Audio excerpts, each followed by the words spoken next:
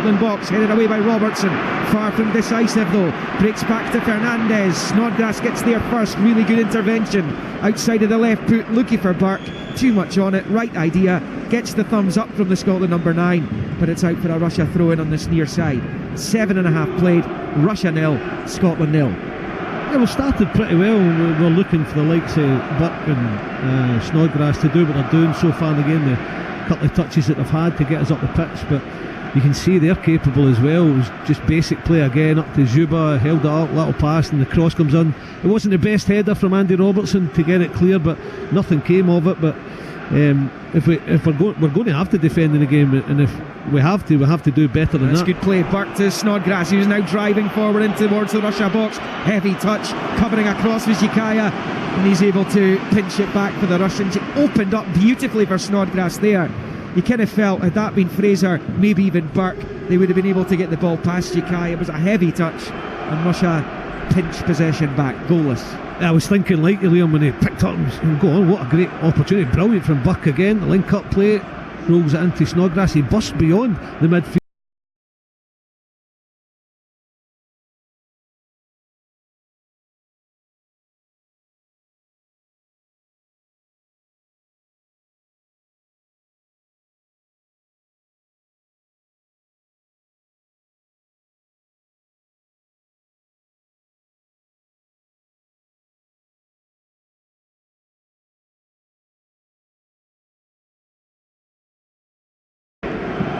We are looking to still potentially win the group, because Belgium have still got to come to Moscow. In fact, they're coming here to the Luzhniki. I think the population of Scotland is something like 5.5 million. The population of Moscow alone is over 12 million, let alone the rest of the country. As David Marshall gets a goal kick, a long ball goes harmlessly behind, and Marshall will take this play. 9 minutes in, 9.5 just about. No goals as yet, as Marshall goes long. He's only got the 7 clean sheets. This is his 32nd cap for his country. Breaks to Snodgrass in the central area, but it's going to come back off a Russian boot to their goalkeeper Kierme, who holds on to it. An unused sub at the World Cup last year. It was Kierme, of course. Kierme taking the gloves from Igor Akinfeev, who retired after those finals. Long ball here from the Russians, and it's Zhikaya again. He's found the chest of Fernandez, he controls midway inside the Scotland half. Infield does Doyev, it's going to break back out wide right here. Fernandez level with the Scotland penalty spot, knocks the ball into the box, going to break to the left back to Ilyasov, who lashes it over the bar from about 8 yards out, left angle, and it goes high over the crossbar. Scotland have a goal kick. It's 0-0 in Moscow. I've got to say, I really worry about this right hand side, Fernandez, and I watched him there, just not busting his run beyond Robert Snodgrass, but just jogging into an area, and he should be trying to track him or get him. He doesn't have to go and defend and get tight to him, but just get himself behind the ball and make sure he's looking after Fernandez. But anyway, it didn't come to anything, but he had acres of space in the right, decent cross in the box. We eventually deal with it, but if we're not going to defend this side better, it could hurt us at some point in the game. Just a little bit of discipline, because the other players are working hard, and Snodgrass is looking a threat going forward, as is Burke, but he's got to do his defensive side or it'll hurt us, Liam. Scotland have lost their last 3 games. They haven't lost 4 in a row since 2003-2004. They were beaten 6-0 by the Dutch in the Euro 2004 playoff. Lost in friendlies to Wales, Romania and Denmark as well during that run. It's just the second time they've lost 3 successive European Championship qualifiers. Did it in 1971 when they lost to Belgium, Portugal and Denmark. They've never lost 4 successive European Championship qualifying matches, which is what they stand to do tonight if Russia emerge with all 3 points. And it is the Russians in possession now. Long ball forward there from Semyonov is going to come all the way through to Marshall, who holds on to it. It is Russia 0, Scotland 0 after almost 12 minutes. They took a while to get going, Russia, and Hamden, but when they did, you could see the class. It was 2-1 in the end up, but it could have been a lot more than the 2 goals. Of course, the Scots were 3-0 down at half-time against the Belgians in the subsequent game. Long one from Marshall, breaks to Mulgrew, flicking it to McGregor, who we've hardly seen John Fleck either. McGregor wearing the 10, Fleck the 6. But that midfield has been bypassed at the moment. As far as Scotland are concerned, it's picked up by Chikaya on that left-hand side, just rolling it infield to Barinov. He plays it to Semyonov, who goes all the way back to his goalkeeper. And Guilherme just playing it short to his left again for Chikaya. 1-2 with the goalkeeper, and then played to Semyonov. No pressure on the ball at the moment, as it's rolled back to Chikaya on the left-hand side. It comes now down to Kudryashov, and suddenly he's inside the Scotland half, almost towards the edge of the box. His pass is wayward though, looking for Zhirkov, and it goes behind for a goal kick. 13 in, Russia 0, Scotland 0. Yeah, Kudryashov got beyond Fraser on that occasion quite easily. One pass took Fraser out, and it was just his way to pass to Zhirkov down the left-hand side. He makes a lovely little run from sort of in to just outside the 18-yard box, Zhirkov, and it's just overhit, and he was in a dangerous position. It's good for us because we are shaped up pretty well. We just have to focus individually, Snodgrass and Fraser on occasion, and it's good that Russia have started slowly. They're not passing the ball quick enough, so that'll suit us. Yeah, I mentioned Scotland lost their last 3, not a great run. Russia in a terrific run, 5 straight wins, looking to win 6 in a row for the first time since the mid-90s, as Palmer comes forward on the right, finds Fraser, crosses into the box, scooped away by Barinov, out for a Scotland throw in level with the 18-yard line of Russia on the far side. They've actually settled pretty well, Scotland, in the game, all things considered, almost 14 in, and it's Liam Palmer who's over this throw-in on that right-hand side as the Scots attack the west end of the stadium. It's bowled there to the edge of the box. McGinn just holding it up. He's so strong in that kind of situation. His pass though didn't have enough on it for McGregor. Fortunately for him, Golovin can control. It's now back with Devlin, digs it out, but it's going to break back to Golovin fortuitously off a teammate. He has it on that far side, tries to thread it through, cut out by McGregor. Again the break of the ball favours the Russians, and it's with Ozdoyev moving it out to this right hand side, further rampaging Fernandez, level with the 6-yard line, now down to the byline, crosses in, diving headed away by Mulgrew. It will drop back to Semyonov, who's come forward into the Scotland half. Now Fernandez, first time low ball from the right hand side of the box. We're going to try and get Ionov involved. It breaks out to the left hand side now with Kudryashov. Short ball for Golovin. He's the puppet master in his Russia side. It's a delicate chip ball in towards Fernandez, gets his head onto it, but it goes right through to David Marshall, who holds on. It looped up into the air, no real pace or power, and the Scotland goalkeeper holds on 15 minutes. Russia 0, Scotland 0. Yeah, Andy Robertson did well once he bowled it. Cross from the left, way high, and Fernandez, as we said, getting forward, gets a header, but Robertson is putting pressure on him. But again, it's the right hand side. I'm really worried, I've got to say. And Snodgrass has dropped on to Barinov at occasion, but he's meant to be doing the two, and maybe Buck could drop off to one of the midfielders. I don't know what the message is from Stevie Clark, but it's as if he's saying, well, mark the guy who's, you know, highest up the pitch for, or the sitting the deepest, sorry, for Russia. You pick him up, Snodgrass, but that's just letting Fernandez get forward at will, and I'm worried that we lose a goal down this side, because it shouldn't really be like that. I mean, they're Buck doing it now, onto number 8 Barinov, and where Fernandez is, it's worrying, because we're switching off, and it's only one job that he has to do, and he's not really getting it, and then they're out again. Yeah, Fernandez has it on this near side, he's about level with the edge of the circle in the Scotland half, just knocking it in field for Barinov. Now into the centre circle, it drops for Ozdoyev, picked up by Golovin against McGinn, who got his solitary international goal at senior level against Russia in that game last month. Another pinged ball out to Fernandez. He is always an option. Infield for Barinov. Now back with Ozdoyev again in the centre circle. Rolling it to his left for the centre of Chikaya. His long ball, it's flicked almost into the path of Artem Zhuba there by Ionov. Marshall grateful it sailed through to him as he holds on, and it's a long ball which Burke is giving chase to. Guilherme comes to the edge of his own box and lashes it high down into the main stand below us, and it will be a Scotland throw, and it's 0-0. We've played almost 17 minutes. It's good for Burke again, getting something out of nothing. That's the problem we've got. If Ionov goes high up, then Robertson's got to tuck in, because he's another attacking player for Russia, and that's an occasion what will happen. So he's got him to deal with, and then he might have Fernandez, and sometimes it happens that quick, and Gary Naismith, they should have known better than me. If your wide man is not doing the job properly, you can get exposed at left back, and that's what I'm saying, why I'm worried, because he is higher up midfield as to what about. You've got to stay that nice, narrow, tight back four at times, but the wide man's got to be doing his job better.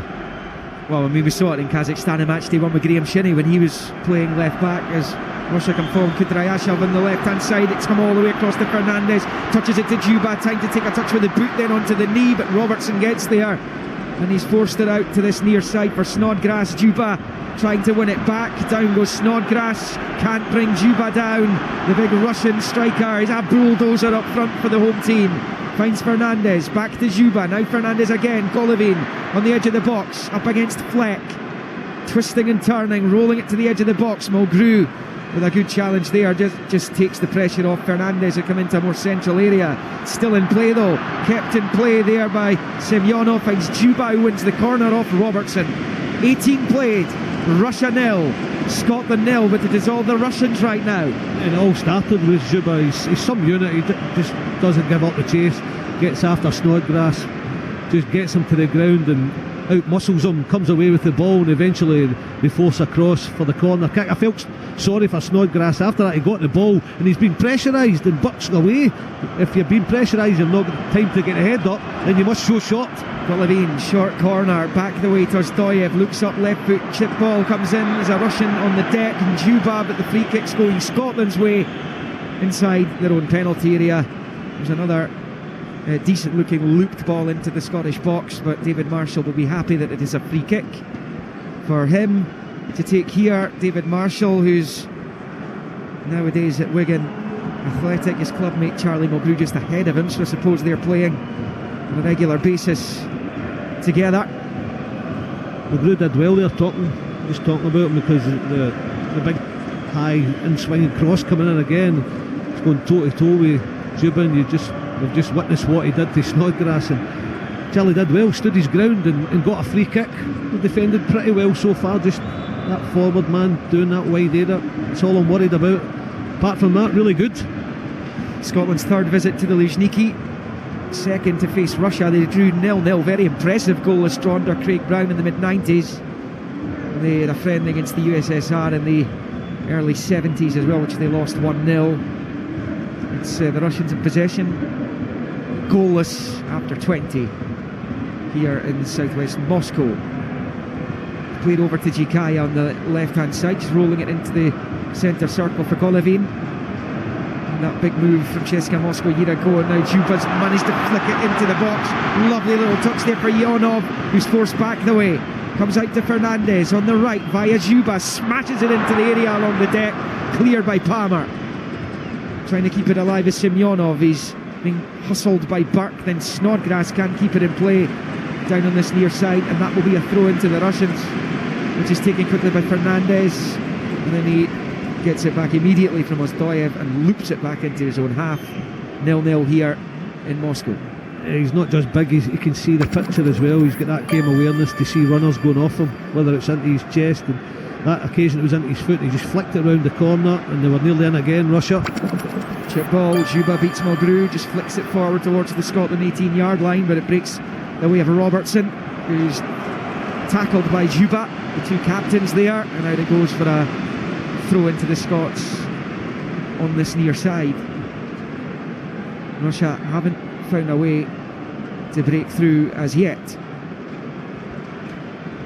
in this one, and it's Burke who gets it under control, moving towards the halfway line, trying to squeeze it through for McGinn, but it's gone straight to Semyonov, and the big defender who plays for Akhmat Grozny is in possession before he plays it to Jikaya, his central defensive colleague, at walking pace right now, moving it from left to right of the centre circle, then back right to left, and now they're moving it through the middle. Golovin away from McGregor, rolls it to Kudrashov in space, low ball across, shooting for goal there was Ionov, cut out there by Robertson, and away it goes for a throw into Russia on this near side. Acres of space Fyodor Kudrashov found himself in over on that left hand side, the left wing back if you like. Yeah, they get the full backs forward, don't they? Kudrashov again, and it's a good pick out, smashes it across the box. and it falls to Ionov. That's a good strike, but Robertson's got himself back in that 6-yard box round about that area to block it clear. Belgium have had 85% possession against San Marino, but they haven't scored a goal as yet. Just one shot on target after the first quarter of that one. After the first quarter of this one, it is also 0-0 in the Luzhniki, and it is Ozdoyev back deep inside his own half, rolling it to Jikaya to his left, and then a right foot low ball along the deck to the left hand side. Kudryashov, long ball, comes off Ryan Fraser, I think there, as it comes looping forward, but it's not clear. Back into the Russia half, where Guillermo, the goalkeeper, a long way out of his box there, just cushion header to Jikaya, and now it's moved out to this near side for Semyonov. Chip ball forwards, headed away by Mulgrew, and then won by Semyonov in the air again. Ionov of Rostov wins it back on this near side for Russia. Right foot ball towards the edge of the D, flicked on by Zhirkov, gets it back from Zhuba, and then cleared by Ryan Fraser as the shot's blocked, and out for a Russia throw-in on that left hand side. 23 in, Russia 0, Scotland 0. Yeah, it was good play from Russia again. They certainly know where one another are in the pitch. When it's up to Zhirkov, it's a little flick to Zhuba, and he just lays it off for Zhirkov to hit the left foot strike from about 16 yards. It was blocked away, but it was travelling. The one thing, we're giving it away there again, it was Liam Palmer, who's been okay at the start of the game, just giving it away. But I think it's not just Liam Palmer, it's a lot of the boys out there. I think we've got to, we talked about it at Hampden, try and keep the ball, even if nothing passes. We're going forward too quickly, too direct, and giving it away cheaply. Golovin on that left hand side, taking on McGregor and Fraser, rolling it into the box for Zhirkov, wide left. Kudryashov, his attempted cross is cut out, breaks back the way there to Jikaya. It's a long ball in for Zhuba, does get something onto it, and it's going to be flicked with the head behind for a goal kick, well wide. 24 in, Russia 0, Scotland 0. This Russia side, which has to be given the utmost respect, and actually when the draw was made for these Euro qualifiers, there is an argument to say Scotland were hard done by again. When you have a look and you cast your eye across some of the other groups which look more favourable than the one Scotland were handed against Belgium, who made the last four, and were a Samuel Umtiti header away from potentially going on to win the World Cup last year in this country. Russia reached the quarters. They've reached 7 finals, 7 major finals since Scotland last made one in 1998. They're serial qualifiers. They're a serious side, and there's a head collision inside the centre circle there. Zhirkov is the Russian player, Burke is the Scot who's been poleaxed by it, so there'll be a stoppage in play here. But yeah, Billy, when you look at the group, it's highly likely now that Belgium and Russia are going to be in a league of their own, almost literally at the top of this European Championship qualifying group, with the rest absolute also-rans. Yeah, it was a tough group. We're not denying that, but it doesn't help when they go to Kazakhstan and lose in the first game, of course. But, you know, because they lost that game, they had to fight back, had to get the points back somehow. But you're expecting them, when you lose that game, to come here into this arena and win the game to stay in with a chance. Of course, they lose at Hampden, and that ends that avenue as well. Absolutely. It's both sides. It's the quality we're getting. Of course, it's difficult, and we've found that to our cost. But you're right to throw in Kazakhstan right away. But that's the quality we're going to get if we continue to lose games ourselves, though, and that's where we are. When in the seedings, we're going to come up against much better opposition and more of them, and that's.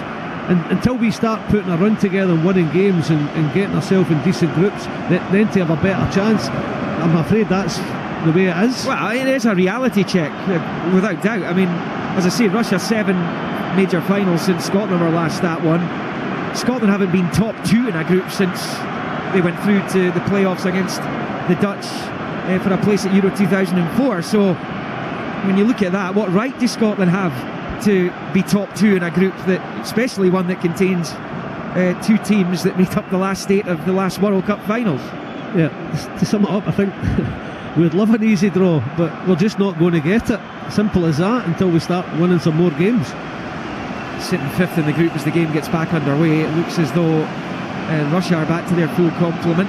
Burke's off at the moment. It looks like he's going to be okay to continue as Devlin rolls it to Palmer on the far side. Keeps it in play, knocks it up the line for Fraser, who goes down. Free kick, fouled by Kudryashov. Burke's now back on the pitch, We played bang on 27 minutes. Russia 0, Scotland 0. They've held their own at the moment, the Scots, but it has been hard work for them. They're chasing shadows a lot of the time when the Russians have the ball inside their half. I don't think Russia are playing top gear though, I really don't. There's fleeting glimpses, Liam, where they thought, right, okay, you can see a couple of times where they're capable of cutting through us, but I think most of the time they've played slow tonight and not a great tempo and pacey passing, which is, as I said, is going to suit us.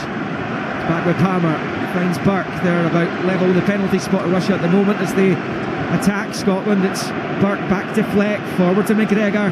McGregor rolling it back to McGinn, out to the near side for Robertson. Robertson taking it in field and then turning it back into his own half for Charlie Mulgrew, who rolls it to the debutant Devlin. And now it's back with Mulgrew again, looking for a long ball option here. He has gone long, looking for Snodgrass, who, as that sails through to the goalkeeper, you could almost see, we were way up here at the back of the stand, you could almost see his annoyance that he was going to have to go and chase that one. Belgium have eventually made the breakthrough against San Marino, and it'll come as no surprise that Romelu Lukaku has got the goal. What an incredible goal scoring record he has for the Belgian national side. Lukaku, Belgium 1, San Marino 0. It's 0-0 here. Cyprus beat Kazakhstan Nursultan earlier on today 2-1, came from behind to do so.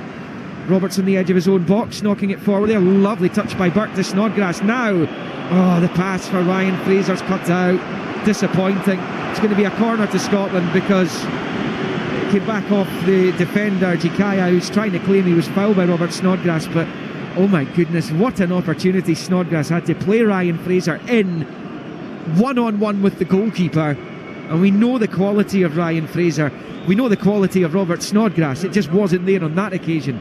29 played, Russia 0, Scotland 0, and the Scots have their first corner of the piece. Yeah, you have to credit Jikaya, what a cutout it was. I mean, it was last gasp. I think he really hurt himself as well, but it was the right players in the right positions for us, wasn't it? It was Burke, what we're asking him to do, a lovely little flick round the corner, falling to Snodgrass. He's the one that sees the pass, he's got that in his locker. You just can't get it beyond Jikaya, or you want the pace of Ryan Fraser going in there, and he was through. He would have got a shot at goal, an attempt, probably a close attempt, 1-on-1 with the goalkeeper. It was a brilliant opportunity lost for Scotland, but really good defending, you have to say, from Jikaya. The Russia fans trying to crank up the volume here, but it's Scotland doing the attacking. They've got a corner once Jikaya is sorted out. Stevie Clark at the edge of his technical area, Stanislav Cherchesov to his left, a long way to his left, at the opposite end of his technical area as well, as they wait and watch this Snodgrass corner. Russia without one of their centre halves at the moment as well, is off receiving treatment, and it comes from Snodgrass, headed away by Juba, who needs a centre half.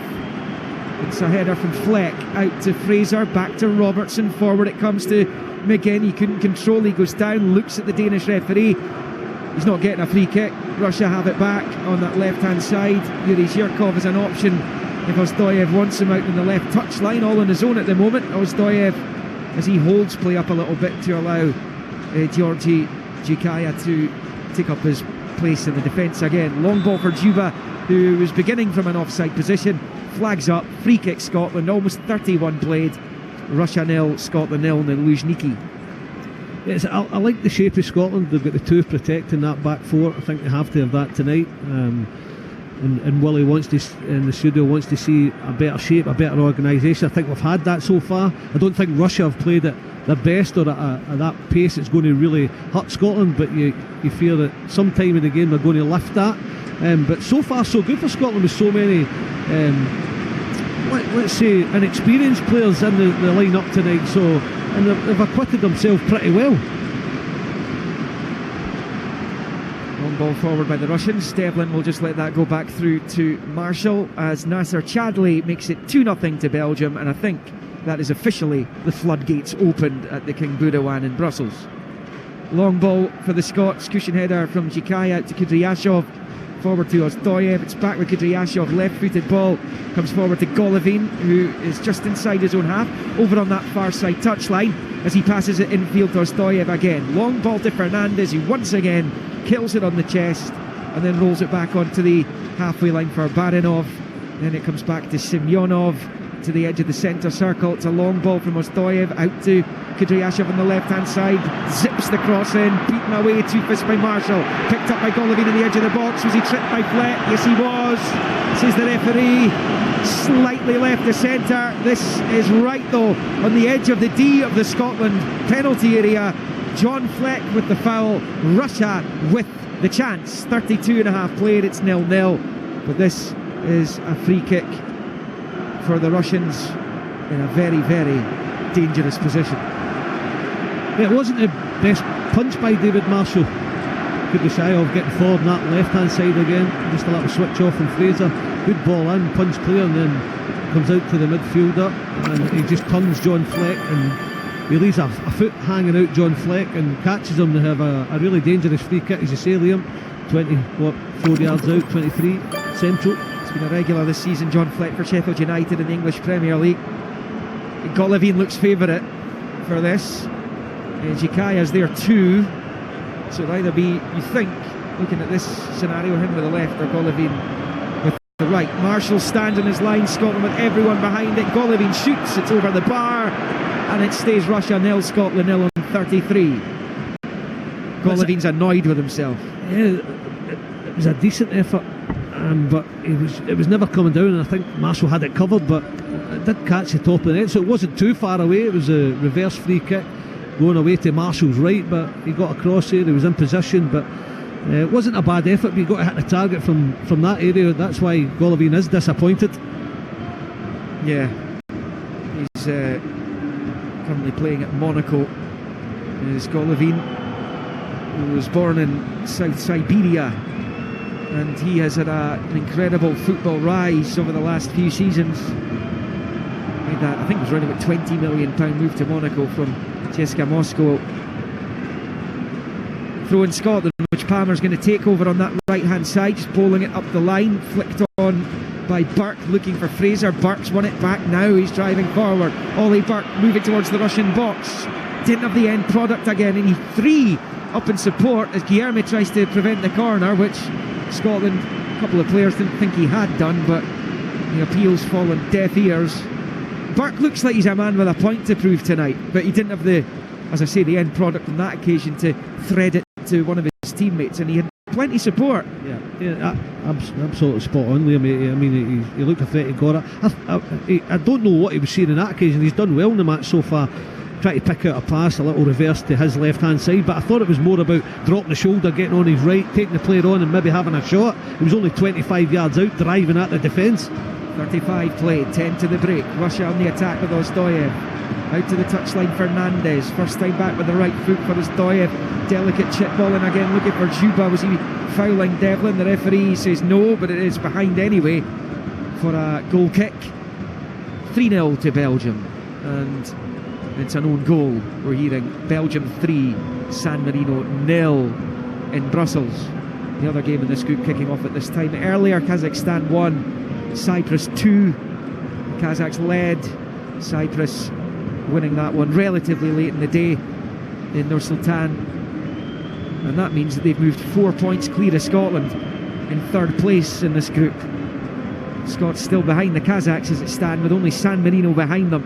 It's a depressing sight as John McGinn finds Snodgrass. Now it's Burke. McGinn did well to win it back in the first place, passing it back to McGinn. Now it's with Robertson, turning it into the centre circle for Fleck, I think was the target, but it comes through to McGregor.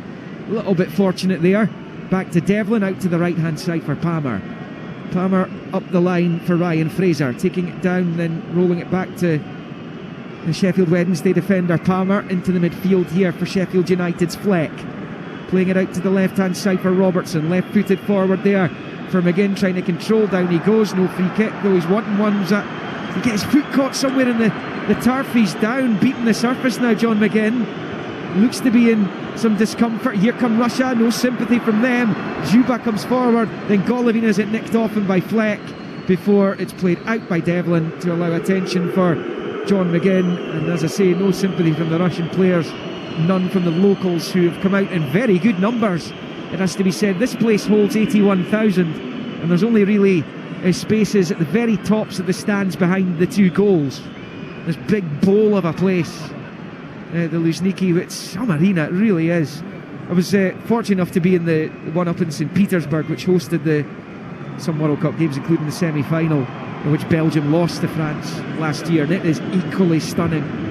In some places they had to do up for the World Cup, but it's an incredible place to play football, and this is the first time the Russian national side's been here in this stadium since that penalty shootout heartache against the Croatians.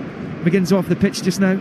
Yeah, you're right with the arena. It's impressive and could be intimidating as well. Not so far for Scotland, but that was a lucky one for John McGinn. He made the forward run, and when he landed, I thought he just, one of those where his knee could go, and he just caught it in time. He's back on. Good to see, because it could have been a nasty one for John McGinn. He's been brilliant for Aston Villa as well.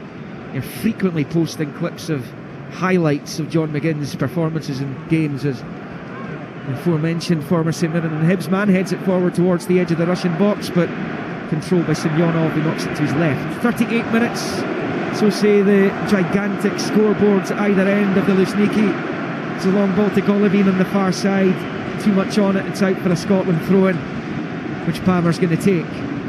How much is this, Billy, about Scotland performing pretty well, and how much is it Russia performing within themselves a little bit? A bit of both, but you know what? You've just got to do your job, and that's what Scotland are doing. They're going to defend deep. We were interested to see how they would go about it, and you're going to try and have to be a threat from that and counter-attack. You can't say Scotland's not done that. Of course, Russia have not really started yet, but they're well capable. Zhirkov to Golovin. Now he's inside the Scotland box, dinking it back to Dzyuba on the turn. Robertson gets there just as Dzyuba was trying to set himself to shoot at goal, and then Robertson gets it back and knocks it up towards halfway. Too much for Burke to get onto it. It will be Chikaya who will then turn it to his partner Semyonov, who takes it up towards the halfway line. Collected here by Dmitry Barinov, who's looking for an option in red and white, passing it back to the halfway line for Semyonov, and now Chikaya again. And Russia coming forward the centre half to the edge of the box. Zhirkov knocking back to Golovin, who shoots. Marshall with a save. Pops out to Fernandez. Still danger. Right hand side of the box. He crosses in. It's headed away by John Fleck. And it will be picked up by Chikaya again. And that is really David Marshall's first save from a shot in the game. And it was Golovin, who was marauding on the left hand side of the box, who tested the Scottish goalkeeper. Here come Russia again. Out to Fernandez. Takes it down in the chest again. Now Dzyuba, back to Fernandez, back to Dzyuba, and then Palmer will break to and he will clear. But Fernandez had been better served going it alone there. Chikaya has it again. This is a little bit of intense pressure from the Russians. 5 minutes from the interval, 0-0. The shot from Barinov, charged down by McGinn, and out for a throw-in on this near side, right in front of the cool, calm figure of Stevie Clarke. He doesn't get too excited when things are ever yeah, okay, yeah, ever, but certainly not when things are getting too bad on the pitch, and certainly not when things are looking good, which they haven't really too often since Ollie Burke's late winner against Cyprus in his first game, as Ryan Fraser takes it down and rolls it to Burke. Now he's got support, Snodgrass. Burke's driving towards the Russian box, he's inside it and then just runs into 3 or 4 Russian players. You need 2 options. Callum McGregor helping to support again. Golovin's brought down by John Fleck, not for the first time. The ref's going to bring it back. He initially allowed the advantage, but it's about decision making in that final third, and Ollie Burke's decision making tonight is the one thing, the one facet of his performance that's letting him down right now. It's just the last 2, because he has made some good flicks and passes and held it up well, but the one before, I thought he should have dropped shoulder and had a go. On that occasion he had a little reverse pass on once he gets up, and I think he realises because of the last chance, I'm going to go this time, and it's a time where he should have, if he'd seen runners, he can maybe just have done a little reverse pass to his left, and I'm not sure whether it was Fraser that was through on the left hand side, but it was a good opportunity McGregor for Scotland again. McGregor, sorry, yeah. But it's a good opportunity. It was the last twice he's picked the wrong option, Ollie Burke. John Fleck was booked, by the way, for that late challenge in Golovin. Fernandez has it for Russia, wide right of the Scotland box, comes back to Barinov. They're knocking on the door a little bit louder with every passing minute. Dzyuba gets his head onto it. Fernandez, and his shot's cut out by Robertson. breaks to Stoyev. Kudryashov deflected into the box and through to the grateful Marshall. 42 minutes played, Russia 0, Scotland 0, but they are coming forward with menace. And Kudryashov and Fernandez give them such good options in the wide areas. Yeah, you said that whether it's a question of Russia not playing to their capabilities, but I think the last 5 minutes or so they've stepped up, and it'll not surprise me tonight if a goal comes. He might even score it, Fernandez, or he sets it up, because again there's nobody picking him up at times. Robertson's got 2v1 and he's having to react, he's having to say to midfielders, you've got to get the highest up midfielder because I've got the wide man, the wide fullback coming. So it's a worry. I've said it right for the start of the game. Born in Brazil, like the goalkeeper Guilherme Mario Fernandes. Lukaku's got another 4-0 Belgium against San Marino. He'll be making hay tonight and just adding yet more goals to that impressive international tally that he has. Zhuba's got a very good one for Russia as well himself. Kudryashov has it in the left goal for them. Cross cut out by Palmer and out for a throw-in on the far side to the Russians, taken quickly by Kudryashov. Back to Stoyev, takes a touch, crosses in. Zhuba's header is wide of the right hand post, and it will be a goal kick to the Scots. Yeah, it's a good ball in, isn't it? And then swinging with pace, so all Zhuba has to do is try and get a little guide on it to get it into the bottom corner. He just gets the slightest he flicks, it's not enough to get an angle on it and get a bit of direction change, and it just misses Marshall's left hand post. Another little let off. The one thing that will only be improved with time is the fact that the experience of the Scotland squad is nowhere near in most of the kind of bigger nations, if you like Russia. 9 of the Scotland squad have 1 cap or fewer, and as we're seeing 2 debutants in the side tonight, in Devlin and Fleck. He was booked earlier. McGinn loses out on the near side, then wins it back and wins a throw-in of Fernandez. That was a bit of fortunate pinball as it goes out. San Marino have scored a second own goal. They're now 5-0 down to Belgium. What price double figures now as that heads in towards half-time? They've already shipped 9 to the Russians in this group of the San Marinese, who Scotland host at Hampden on Sunday. And it might be quite nice to go to Hampden to watch Scotland, knowing that they will surely be winning that game.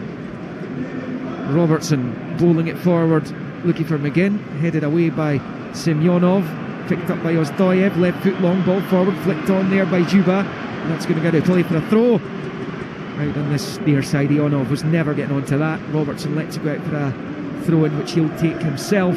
Well into the final minute now of the first half at 0-0, and Robertson bowls it up towards the halfway line looking for Burke. There will certainly be injury time because there's been a couple of injury stoppages. The fourth official's about to tell us. 2 minutes perhaps, may even be 3. Yeah, 3 it is.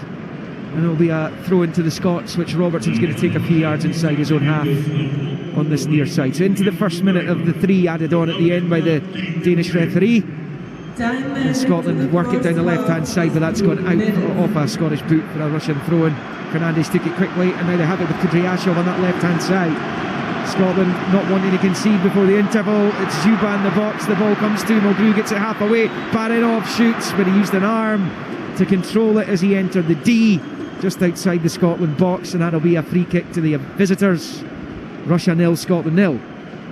Kudryashov again, just you're right, they take it quick, the throw, and it's caught Scotland out a wee bit. I've talked about this side, but on occasion Ryan Fraser's just switched off and Kudryashov has got it forward early, and he does so again. He doesn't hesitate to whip the ball in, does he?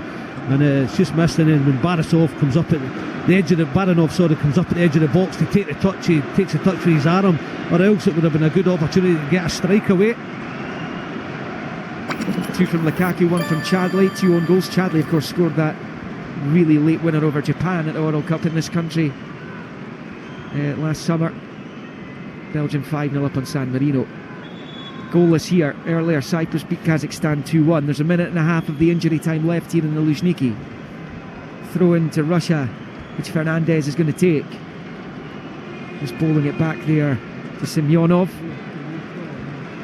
And the Akhmat Grozny defender eventually via Jikaya works it to Kudryashov inside the Scotland half into the centre circle, picked up here by Magnomed Ozdoyev of Zenit St. Petersburg as it's played out to this near side for Barinov, and then back into the centre circle for Semyonov. Now it's with Jikaya, long left foot clip ball into the Scotland box, flicked on by Juba, but it goes out for a goal kick for David Marshall to take into the final minute of injury time at the end of the first half here.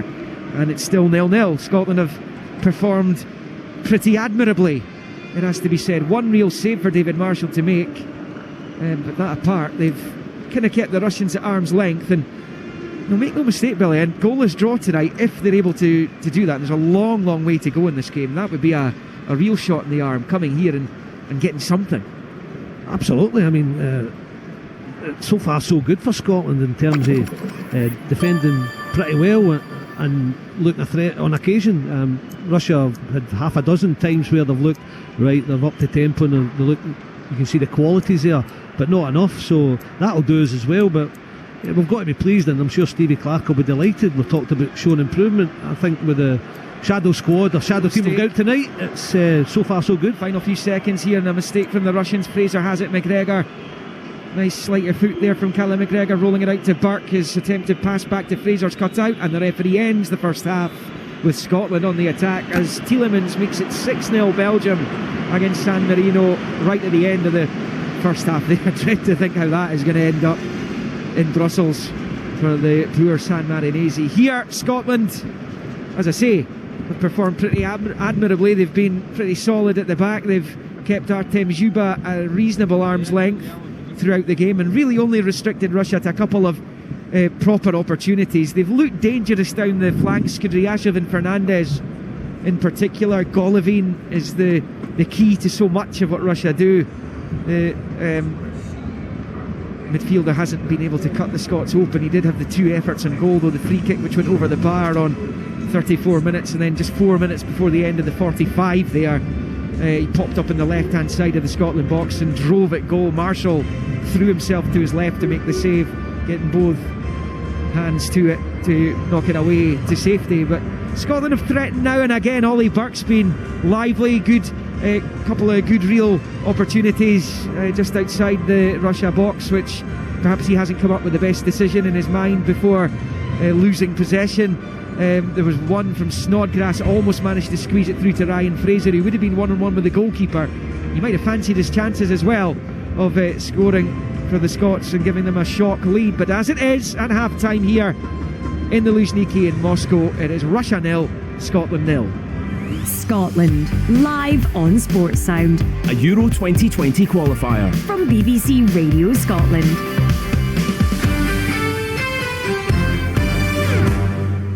And Ryan Wilson finds Kinghorn, and Kinghorn on the chase is on. Micah try here for Seymour, and Tommy Seymour gets the try. Scotland swept Russia aside. And they are running riot here. And now it's crunch time. They've got a massive game to try and qualify for the knockout stages. Can Gregor Townsend's men reach the quarter-finals? Search for the BBC Radio Scotland Rugby World Cup podcast on BBC Sounds and listen to all the action right here. Drag this down, advantage to Scotland. Oh, try! Continuing with Japan versus Scotland, Sunday morning from 11:30. That enormous game. The Rugby World Cup on BBC Radio Scotland. Maybe.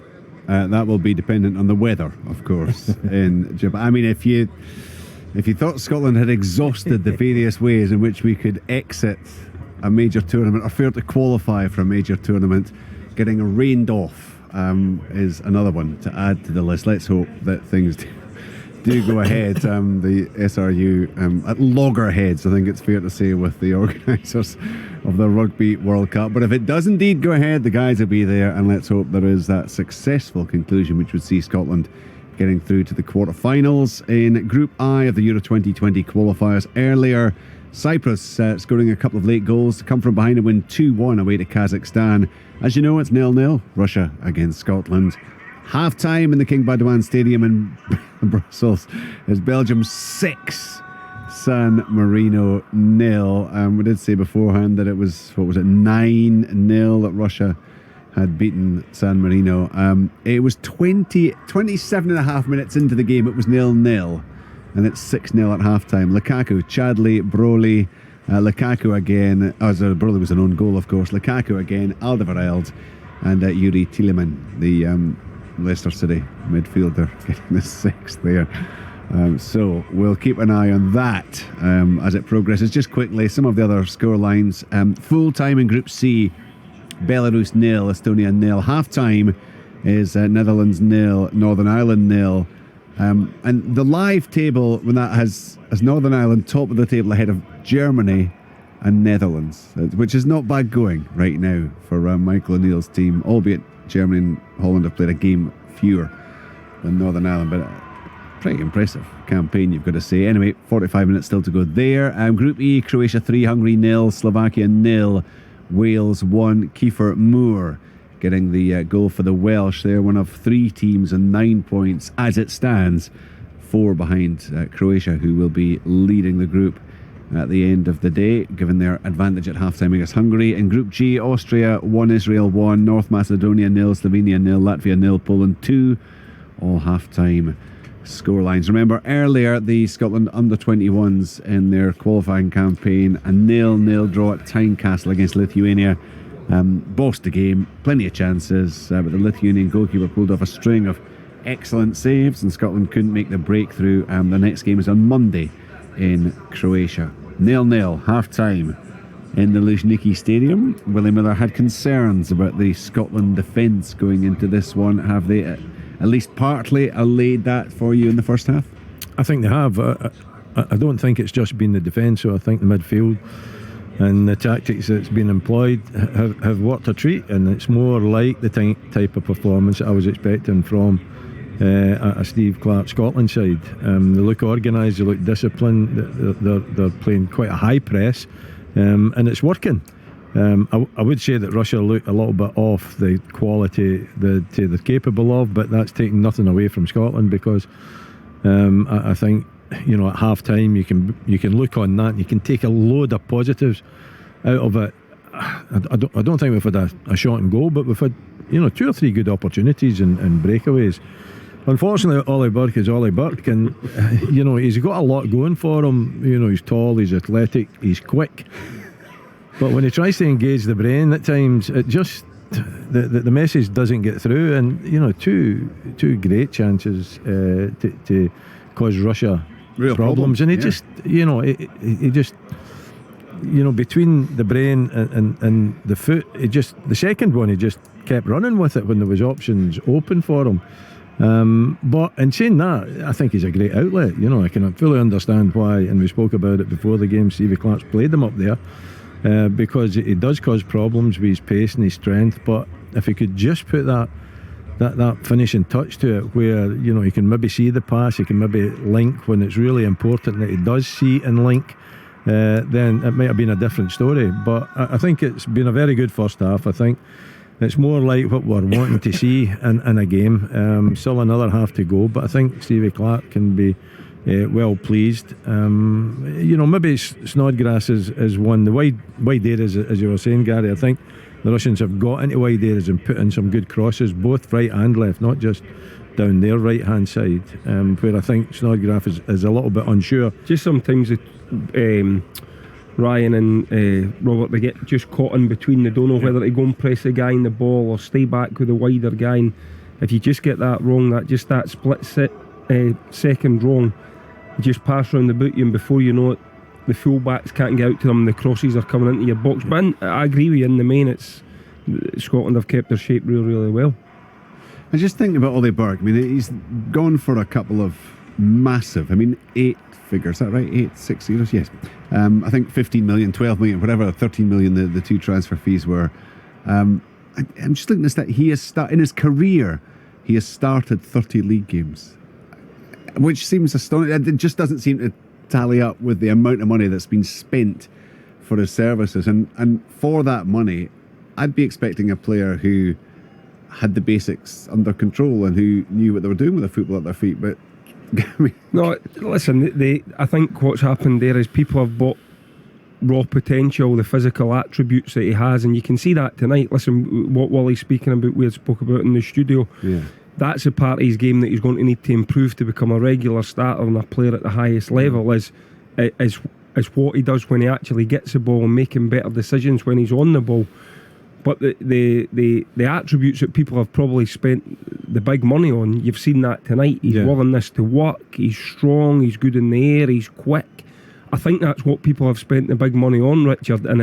But I also understand what you're saying, that for that money. Could you not get almost any player to do that? To run around, to close things down, to knock the ball on. I can see the scouts reports coming in for him, right? And everything is brilliant. And then there'll be a paragraph at the end will say, see if you can just get him to actually think when he's going through in goal or going through in the wide areas, if he can. And managers and coaches will buy into that. They will think that they can change him because he has got everything else, isn't he? Yeah. And his pace is fearsome. You can see he's a big lad. He's good in the air. And I think at times he runs quite well. I haven't seen too much of it tonight, on the shoulder of a defender in behind. It's just when he's got time to think that he doesn't seem to be able to cope. And I think tonight it gets highlighted because we know we're not going to have a lot of chances in the final third, or even a lot of possession in the final third. And unfortunately for him, the couple of times that we've had a real chance, apart from there was Snodgrass's pass through, it's felt, but that's not his strength just now. But we'd still be expecting him to do a little bit better than he's done. So what you're saying to me is, once he learns how to become a football player, then he's going to be a fair old football player, then, is he? I don't want to be as critical as some. What I would say is there's certain parts of his game that he still needs to improve on. Yeah. Plus, is he not a winger? Well, I mean, he's played a bit. Yeah, I mean, Celtic obviously played him both on the wing and through the middle when he was there. West Brom paid 15 million quid for him. He started 2 league games for West Brom since then. I mean, it seems to me that Billy was talking earlier about players getting international caps without having to work too hard. It just seems to me that Ollie Burke has had a couple of magnificent transfers. He's played for some big clubs, but it's all come very easy for a player who's actually, if the truth be told, has done next to nothing in his career. Yeah, it's all been on potential. It's all been on what we've just spoken about. It's all been about, you see this physical specimen. You probably analyse his work rate as well, which I think would be of a high level. Absolutely. He's quick. Yeah, he's lightning quick. He's good in the air. So I know you're being a wee bit flippant with your comments, so you're not. You could go across most divisions in Scottish football and find players who have those attributes. I'm not saying. Who do we have that's got Ollie Burke's attributes? I don't think so, Richard. I mean, maybe I'm old-fashioned. I like football players who can play football, and maybe he's just lucky as well. I think that possibly comes into it. But I can understand exactly why he's played tonight. And listening to you boys, obviously, you've hit the nail on the head. He's playing into what we're having to do tonight. It's just, it would be nice if there was a little bit more. Over the piece, they're working hard. Then they've done definitely better than you might have anticipated. Well, just seeing the statistics there. Somebody had said to us at the start of the game that Russia in the first half would only have 1 shot on target and only 2 corners. It tells you you're doing something right with your defensive shape. And I know that they've maybe underperformed a little, but I think we should take a little bit of confidence in what we've delivered as a team. It's what we expected, that they would have the majority of the possession, but we've limited them to very few. I think it was the 39th, 40th minute before David Marshall actually had to make a save. So I think it's good. I think the lads can take a bit of confidence for that. The manager should take a bit of confidence, and they need to make sure that they can carry this through to the 90 minutes, because they've gave themselves something to build on now, and if they can maintain that in the second half, we could be coming away with a positive result. And I mean that even with a draw, it's a positive result. Absolutely. And I think it gives the manager something to talk about positively. Just quickly, let's go to Liam. Perhaps some movement there at the stadium, Liam? Yeah, well, we saw Ollie Burke take a knock in the first half. Not sure. He seemed to finish the first half okay.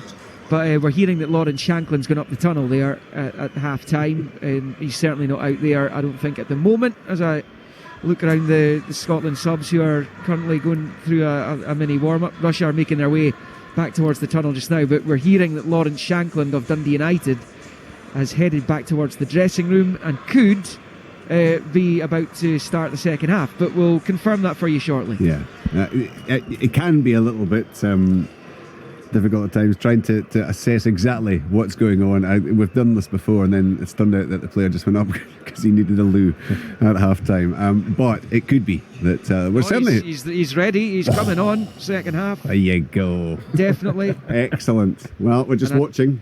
Yeah, just watching him coming down there with the number 19 on his shirt, seeing him in the pictures there. So what a moment. Ian McCall will be absolutely bursting with pride because he talked him up and he has been so impressed, and he's really has extolled the virtues of Lawrence Shankland over the years. Delighted to see that young man getting an opportunity. So presumably is coming on for Oliver Burke. We'll have to wait for the players to actually emerge. They're being held in the kind of tunnel area, the sliding tunnel. It's like a holding zone down there. They will make their way back out. So a big opportunity. You talked about him earlier, Gary. Big opportunity for Lawrence Shankland in this second 45. Yeah, I just hope he enjoys it, and just goes out and does exactly what he's been doing for the last couple of seasons. We're not looking for him to do anything different. We just want him to be himself, and it would be great if we could create him one or two chances in the second half. But for me, and I try and be honest, if it was the same again in the second half, for me, I would be delighted with that. If we can nullify Russia the same as we have in the first half, I think that'd be a really good performance for Scotland tonight. Yeah, he's getting big handshakes there, claps in the back. It is Oliver Burke who is off at half-time. It's Lawrence Shankland who is on. What an opportunity. Great to see the young man getting his chance. It is 0-0. It's been a very encouraging first 45 minutes for Scotland. Can they see it through? You'll find out by staying tuned to us here on Sports Sound on BBC Radio Scotland with Billy Dodds and Liam McLeod.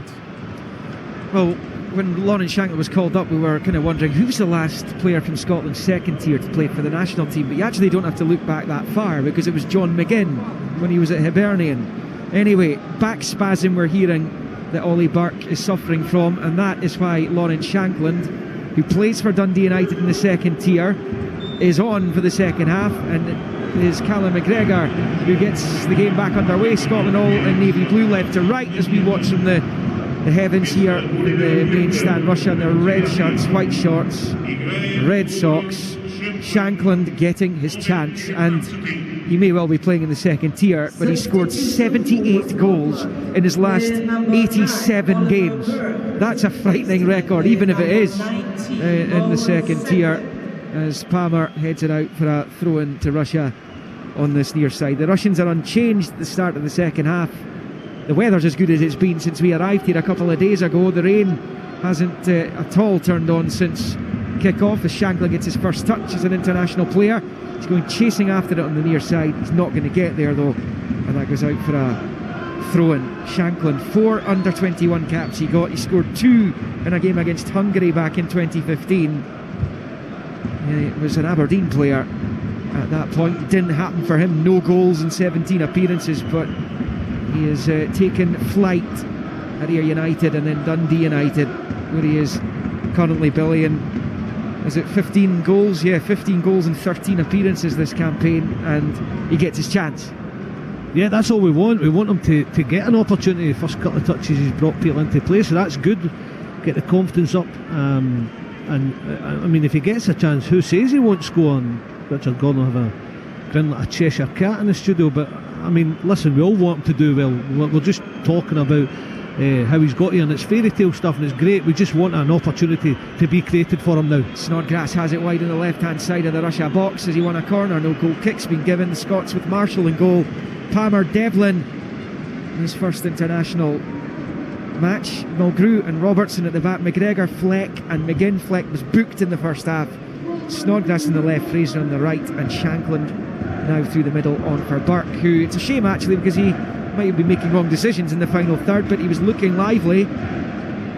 Russia, as I say, unchanged. Guilherme in goal, Fernandez, Semyonov, Zhikaya, Kudryashov at the back, Ozdoyev, Barinov in the middle, Ionov, Golovin and Zhirkov behind Juba.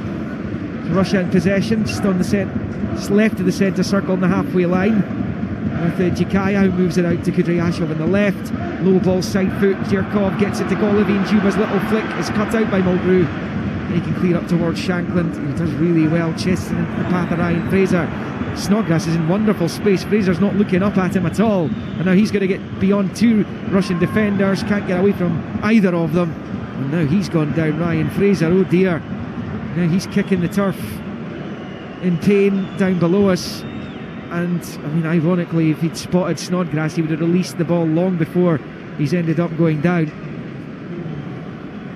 It was innocuous. I don't know if Zhirkov caught him, stood on him or what, but it was decisive from Ryan Fraser. He tried to go between. It was a pity, as you said earlier on the move, Liam, that when he got it deeper he couldn't get the head up, because Snodgrass away on the left, it would have just been a clip diagonal and Snodgrass would have been in. So that never came to fruition, but it was good play from Fraser. It didn't get the free kick, and Lawrence Shankland, first 3 touches, I've been impressed, getting it down, bringing his teammates into play, and he'll be pretty pleased with his first few touches in this game. Absolutely.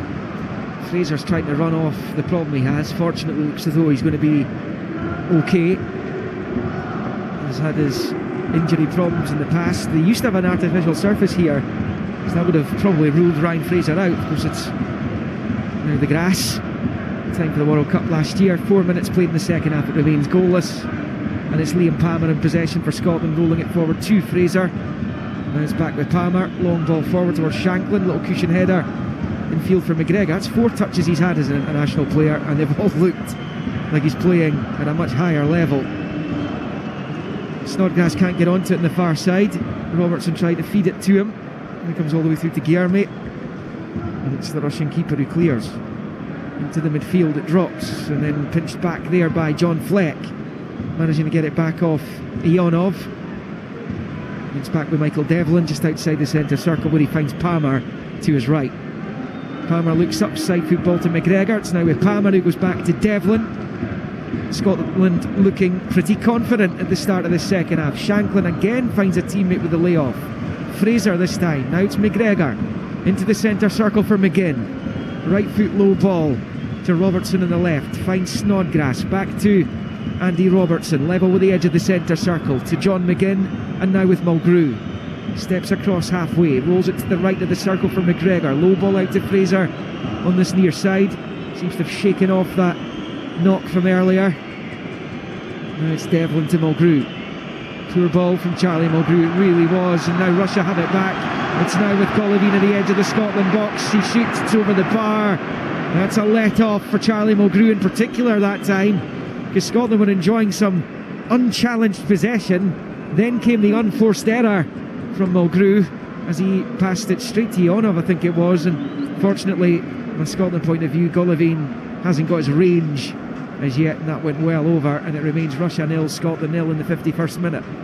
Yeah, we talked about Ollie Butt's decision making in the final third. First half it was Golovin on that occasion, because Ionov did cut it out, Liam, but he carried on his run, and Golovin could spot him. He just drives, and it was the reverse pass again to his left that he should have hit. Luckily for us, he took on the shot from a fair distance and put it over the crossbar.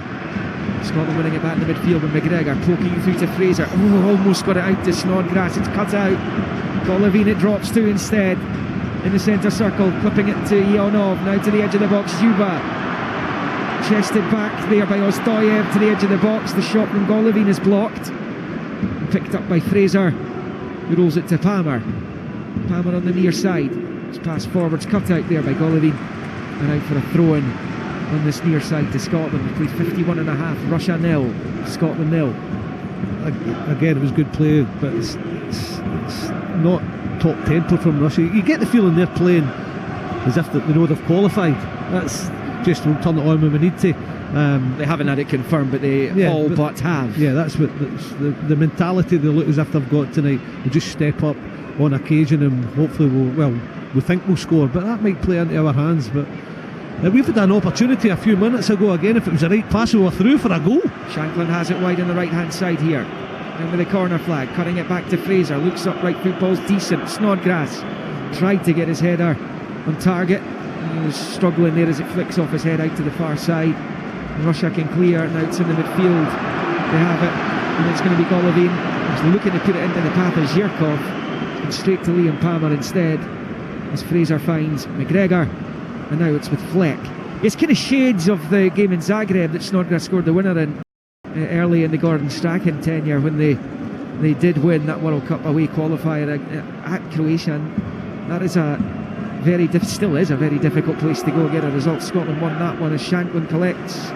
And it was the summer months, wasn't it, against Croatia? Yeah, it was June. Yeah, but again, Croatia, like Belgium in that group, had already pretty much qualified.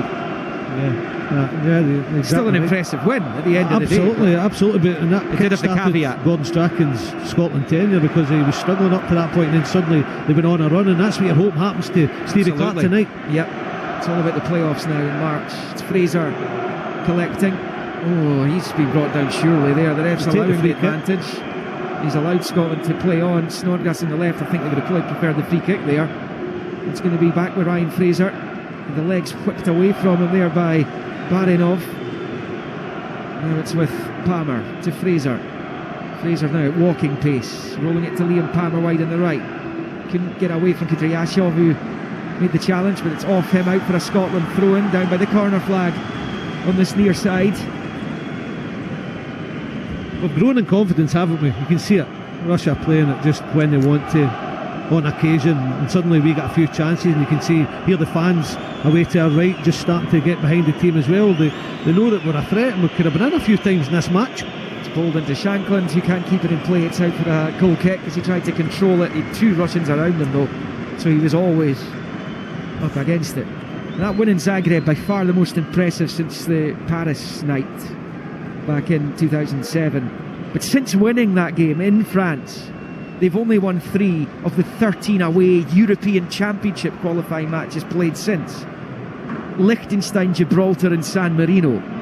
Draws in Dublin and Warsaw is as good as it's got on the road in the European Championship qualifiers, which, of course, one of which is this one, which is still at 0-0, 54.5 played against the Russians.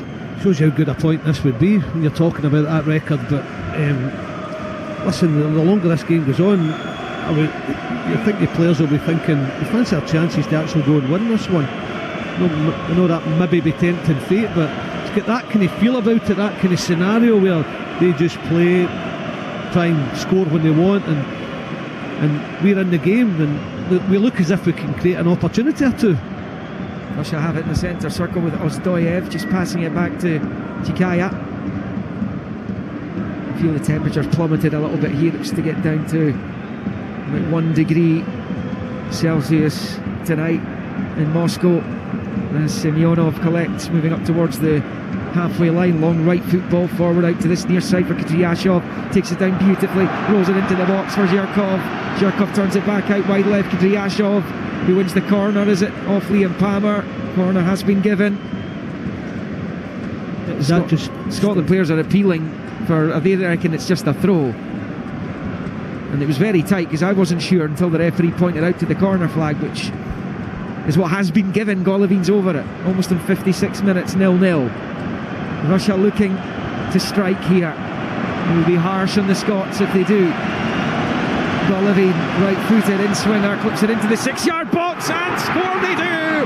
Artem Zhuba, yet again for Russia, held off his marker, smashes it into the top right corner, left-footed volley for his 22nd international goal, and Scotland will, if it stays like this, officially be eliminated from this group tonight. It's Russia 1, Scotland 0 on 56.5 minutes.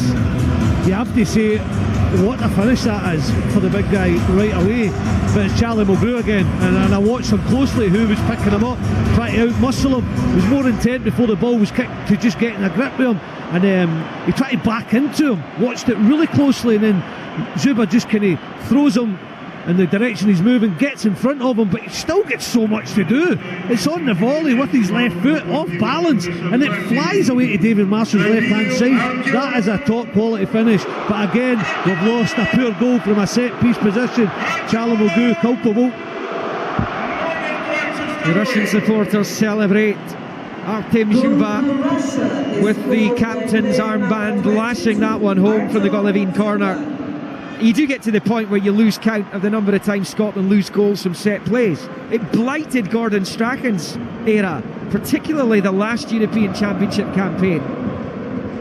And it spread into the World Cup qualifiers as well. They just can't keep the back door closed. And they're behind in Moscow. The 57th minute goal from Dzyuba. His incredible goal-scoring record for his country. It's his 39th cap. It's his 22nd goal. He scored the equaliser at Hampden. It began the collapse from a 1-0 lead position. Scotland knew anything other than victory tonight would put them out of this group officially, albeit it was pretty much done before they even boarded the plane to come here. Yeah, well, look at it from both sides. I mean, from Scotland's perspective, he's a hard man to handle, there's no doubt, and huge. What a unit he is, strong. But he's got technical ability as well. And Charlie's tried to handle him all night, but getting to grips with him first and not even looking at the flight of the ball. Suddenly, when he looks round, he's trying to back into him, it felt like to me. And Dzyuba sees him backing him, but just helps him on his way and steps in front of him. But take nothing away from Dzyuba.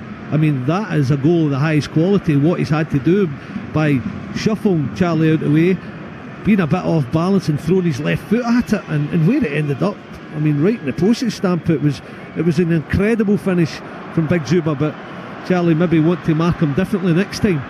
It's been a group of two teams, and those two teams are Belgium and Russia. Nobody else is at the races. Golovin rolling it to the edge of the centre circle there for Barinov, who turns it out to the right there for Fernandez.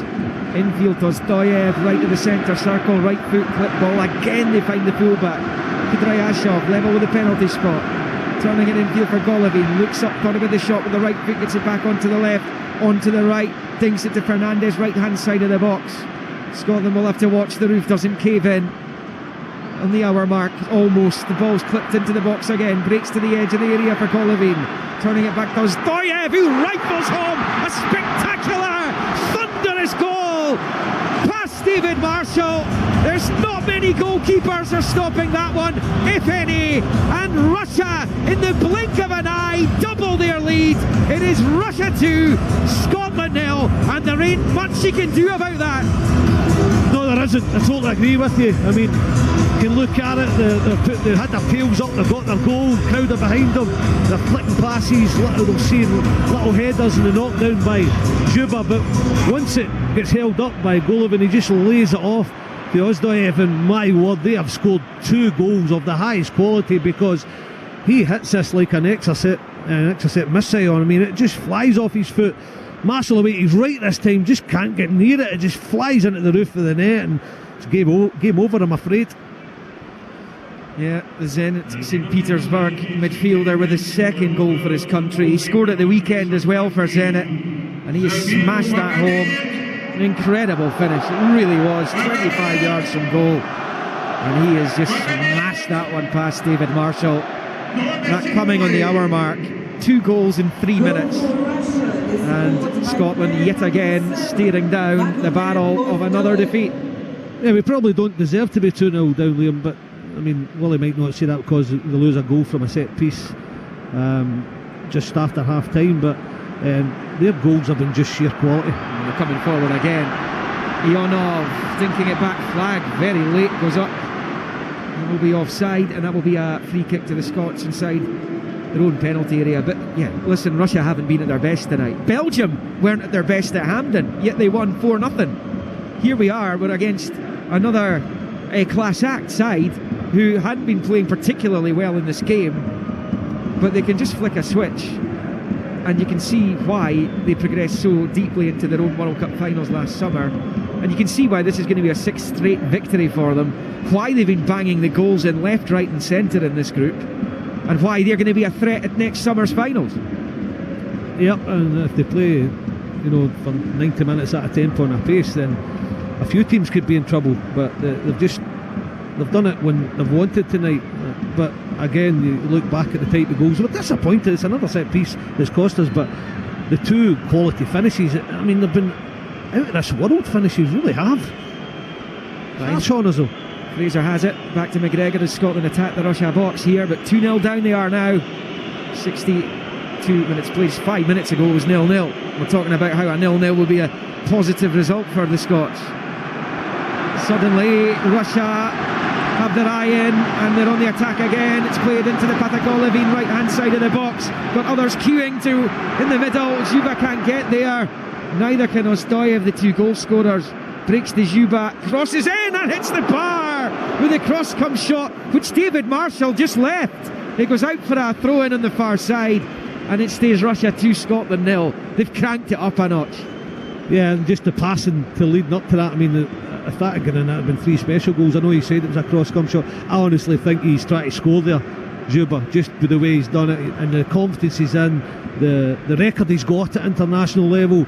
I mean, the 2 passes and then the cross, and he wasn't far away from that. He runs the 18-yard box away to the left, just turns it on his right foot, and for me, he doesn't try to cross it. He just absolutely goes for that far corner.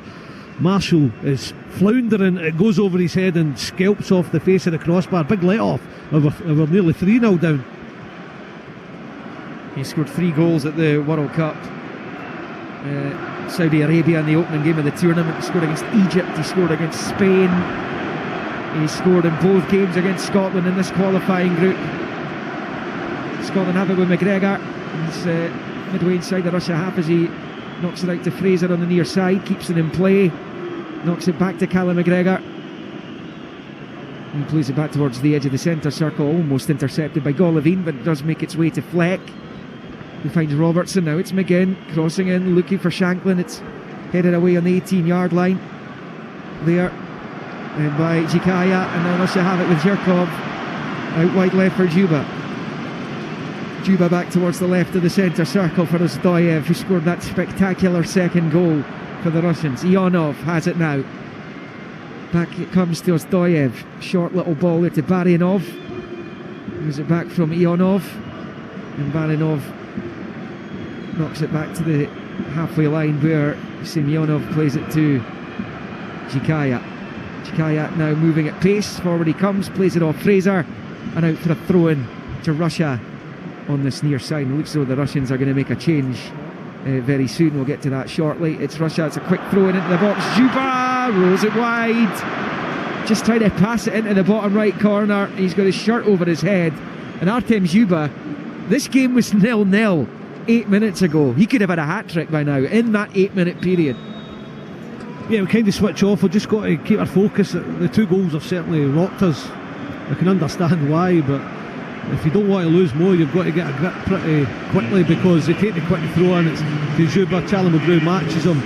It's a lovely little run from him, and you said he's in great confidence. He wants to just get out his feet and go for that far corner again, and just puts it maybe a yard wide of the left-hand post. But he's been a huge threat all night and shown brilliant touches for a big man, great strength, and what a goal he scored. They've brought on Denis Cheryshev. You might have heard that announced in the background. He's replaced Yuri Zhirkov, who hasn't seen as much of the ball tonight as he did in Glasgow last month. And Cheryshev, who also, like Dzyuba, scored 3 goals at the World Cup, including 2 in the first game, after he replaced Zhagoyev in that match. Took the 4th pen against Spain here. Spain, of course, missed the crucial one. It was Aspas who missed it, and Russia went through to the last 8 of the tournament. And he's been struggling for starts, Cheryshev. He came up against Ollie Burks, Alaves at the weekend. And he did start that one. And Russia pick it up on the right-hand side. Golovin looking to knock it through to Ionov. Good defending by Robertson with a pass to Fleck, back to Mulgrew, long up towards the halfway line. Well, the good news is that after this game, and we're 66 minutes in, 66 and a half, 2-0 Russia, is that Scotland don't have to take on a side of this might for the foreseeable future, not unless they can qualify for the tournament next summer. They've got San Marino, Cyprus and Kazakhstan to play before the playoff semi-final against either Bulgaria, Israel or Hungary as it stands. That could change, of course, but Bulgaria will certainly be in the mix. Russia collect, assuming Finland qualify. Russia with Kudryashev's pass towards Cheryshev's, blocked by Palmer. It comes back off the Scotland man and out for a throw into the Russians down on this near side. Suddenly this is very hard work as Ryan Fraser prepares to come on for Ryan Christie on for Ryan Fraser down below us. But it's hard work now, isn't it? It is, because they're liking the game. we're rocked, they're backing off. Snodgrass thinks he's going off it, but he's been told he's staying on. And suddenly we find ourselves, right, we're still trying to chase it to get back in it, but now we're leaving space and their confidence is up. And they look as if they can score goals at will now, Russia, which is worrying. Just got to get back to their shape, take the defeat and move on. That's the way it's looking, because this game could end up another 4 or 5. We talked about confidence at the start of the game. We certainly don't want to be losing any more. No, absolutely. Anyone can come here and lose 2-0. But the way they scored the goals and the quickness with which they got them is a worry. As Kudryashev comes down this left-hand side, a deep cross looking for Zuba. It's been held off by Robertson. Will be picked up on the far side this time by Fernandez. Goes down, no free kick. Robertson winning it back with a little bit of help from Snodgrass. Flex brought down by Cheryshev, and that will be a free kick to Scotland. That just takes a little bit of the heat off here in Moscow. 68 minutes played. Russia 2, Scotland 0. It's 100% been a campaign to forget from the very start. It's back with Marshall. Sidesteps away from Juba. Almost looked as though he fancied another go at the big striker there. Eventually gets rid of it. Breaks into the midfield for Fleck, who turns it out to Robertson. 21 minutes plus injury time remaining here at the Luzhniki. Yeah, it could be a long 21, Liam, no doubt, but it's just a time to regroup, get that shape back. Yeah, if we can counter, good and well, but let's just take the 2-0 now and move on to the other 3 games where we should be taking points. A couple of naughty ones, yes. Kazakhstan, Cyprus, but it's where Steve Clarke will start to be getting judged, those 3 games, and the points pool he gets out of them. Here come Russia again. Kudryashev down the left-hand side. He's got the early ball in, headed behind by Robertson over his own bar actually for a Russian corner. They scored their first from their last one on this side with just over 20 minutes of the 90 to play. And it will be Cheryshev to take it, who faced Celtic last season at Valencia. He was on loan from Villarreal. He's now there full time as he takes the corner short back to Stoyev. It's now with Golovin away from Palmer. A lovely ball. Fernandez finds himself unmarked, heads it back towards Artem Zuba, who pokes it home. Number 3 arrives. Charlie Mulgrew's gone to the referee. It's not going to matter. And this horrific European Championship qualifying campaign just goes from bad to worse. 20 to play here. Zuba gets his second. It's Russia 3, Scotland 0. Yet more comic cuts defending from the Scots. Well, Gary and Willie, defenders in the should have been picking the bones out of that one. Charlie Mulgrew is asking for a shove, but it just looks as if, and we know he is so hard to handle, just out-muscles him and just sticks it away with the outside of his right foot. It's just all too easy though, because they're allowed easy possession, a wide area, the in-swinging cross, picks out the runner, headed back into Zuba, and he just wrestles the two centre-half, Devlin and Mulgrew out the way, and just pokes it in the net. This is a time now, we said a few minutes ago, Liam, you know, take a 2-0, now it's 3-0. The wide men again are not doing enough for me, because they create that opportunity, they're not pulling the wide men back quickly enough. I would be getting it's Christie now on one side, and certainly just getting them back and just making sure they're doing their job, because the full-backs are getting forward, and it's so easy for them to get forward now, and they're causing us all sorts of trouble. Well, you do wonder how the kind of top 2 pots, the top 2 seeds in these pots nowadays view Scotland and where their standing is in European and world international football, because there was a time not that long ago where they wouldn't have fancied taking on a Scottish team. But right now, Russia 3 goals in 13 minutes have made this look like light work, and actually Scotland had been okay up to the point of the first goal. Since then it's been comfortable stuff for the Russians, who are now shooting fish in a barrel, and that is the worry for Steve Clarke, because defensively defence has been a problem for years and years. This isn't a new problem, it's just they seem to be conceding more of the goals, more of the cheap goals that they were previously giving away. They're coming in bunches now, and that is a massive concern for Steve Clarke, with 18 minutes still to play of this one. There's Ryan Christie Shankland trying to get involved. Christie's behind him. Shankland losing out there to Jikaya. Now it's back with the keeper. Game's gone, so I mean, just get back in shape now. That's what I'm talking about. I mean, Stevie Clark's had a plan, obviously, play high at times, but I think we're better, especially Gary Nasudo and Willie. Just get your wide player back nice and early, and if you nick it like Ryan Christie did a few moments ago, then you can counter them, but don't play high now because they will pick us off at will, as we said. So it's get the wide players back in, get that Banky 4, Banky 5 and be hard to beat, or we'll lose more. Sports Sound on BBC Radio Scotland, 810 medium wave and on digital. It's yet another night of international misery for the Scotland football side. And there's been plenty of them of late. Shankland with a flick on, looking for Snodgrass, but it's going to break all the way through to Fernandez, who'll turn it back there to his goalkeeper Guilherme, who hasn't had a save to make tonight. But then this is a difficult venue to come. It's just been the spectacular way that Russia have gone from not scoring a goal to being in a position where they're 3 up. Struggling to cruise in it. Yeah. John McGinn in the centre circle, forward to Snodgrass, getting it into his stride, then passing it to his right here for Christie's moving forward. He shoots it goal. Finally a shot on target, but it's a comfortable save for Guilherme, and it stays Russia 3, Scotland 0. But Christie, who some feel perhaps could have started tonight, should have started tonight. It's been one of the players of the season in the Scottish Premiership, if not the standout performer. But that was a comfortable save for the Russian keeper. Worth taking on, though, Liam, wasn't it? Once Snodgrass works it to him, he's picked up maybe 40 yards from goal, got to about 20-25, and it's worth a while. He puts the laces through. It's moving a little bit, but goalkeeper really watches it all the way and takes it nice and comfortably. Well, this is certainly the worst qualifying group performance by a Scotland team in a very, very long time.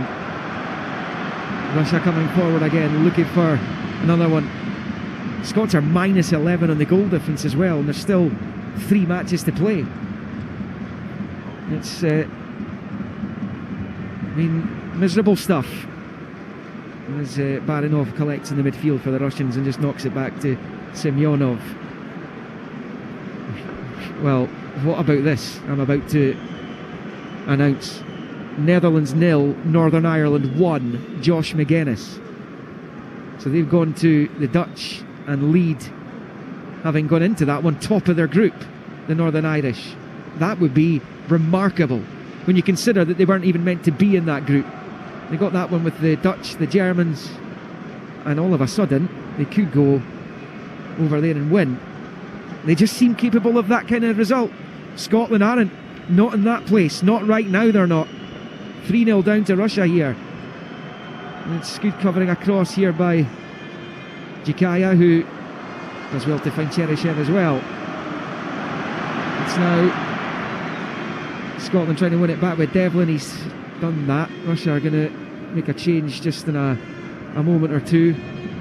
And Scotland collect with McGregor in the midfield. Back into the centre circle for McGinn. Out to the left it comes to Robertson. Infield to Snodgrass. And then to Andy Robertson. There's nobody saying on paper that the Northern Ireland squad is much better than the Scotland squad, yet they're able to pick up results like that. The one thing you would say is that they've been together for a long time.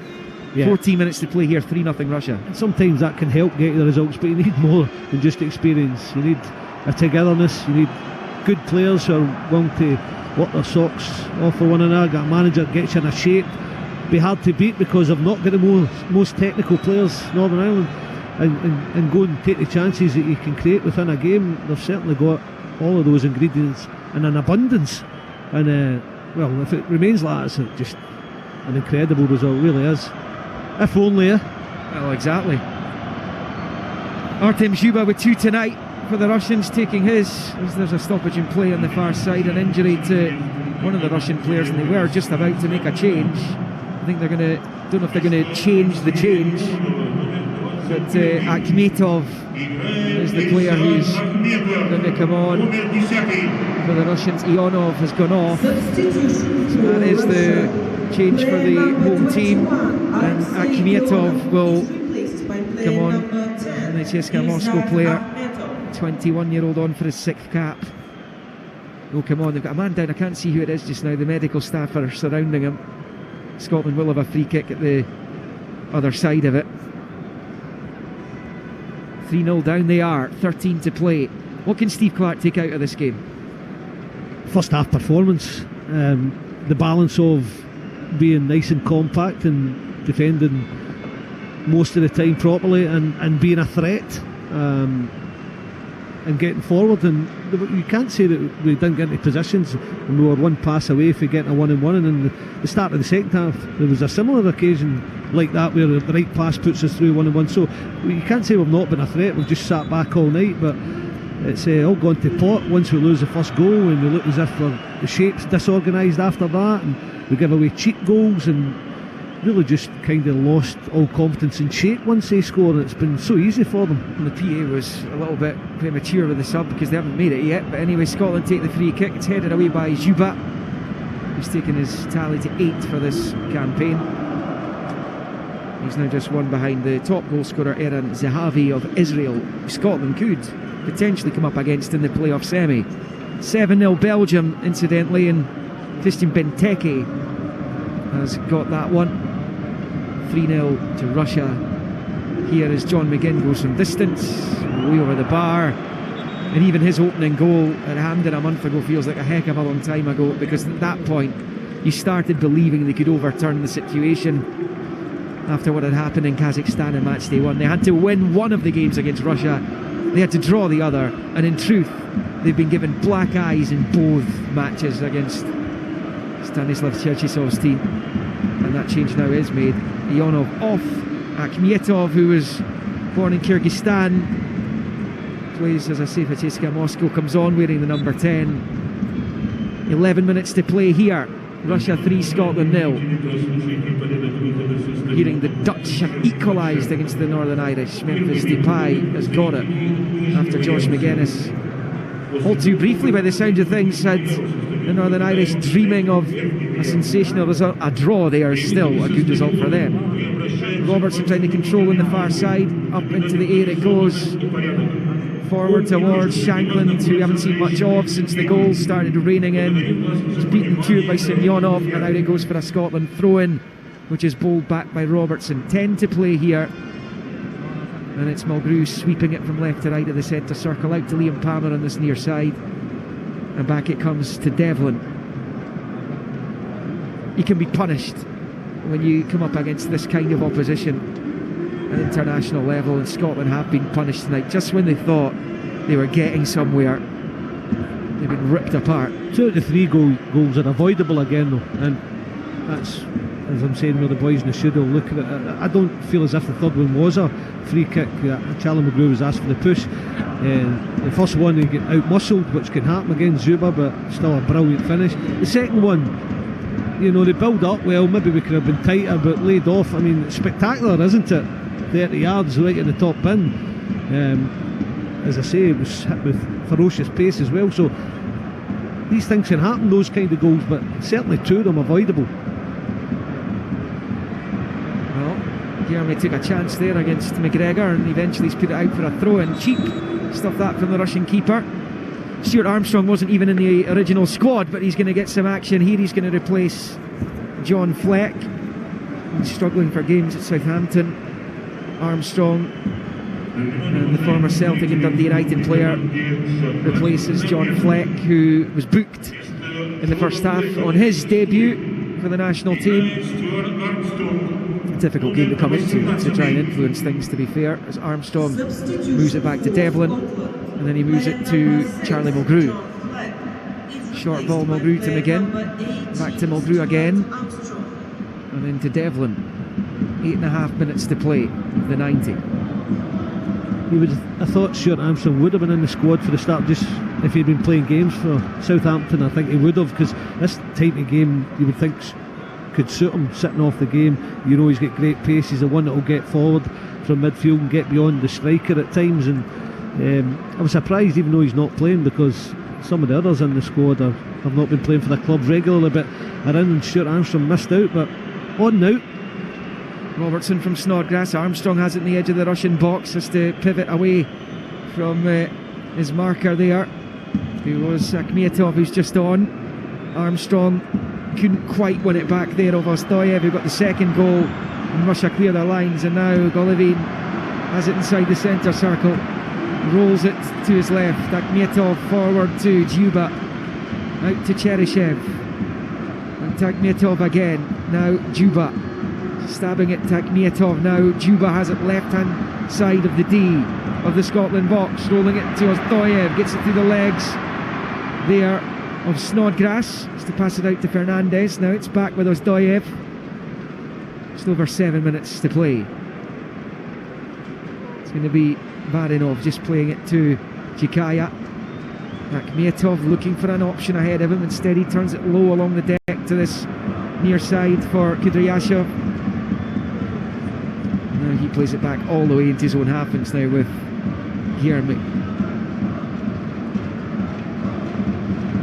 I think Versharen's got a goal for Belgium from the penalty spot, so that is 8-0 to the Red Devils.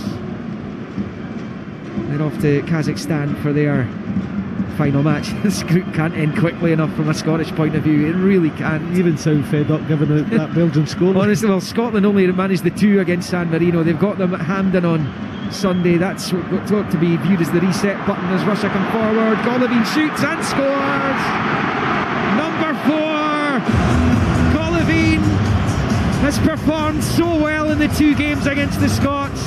He plays it right-footed across Marshall.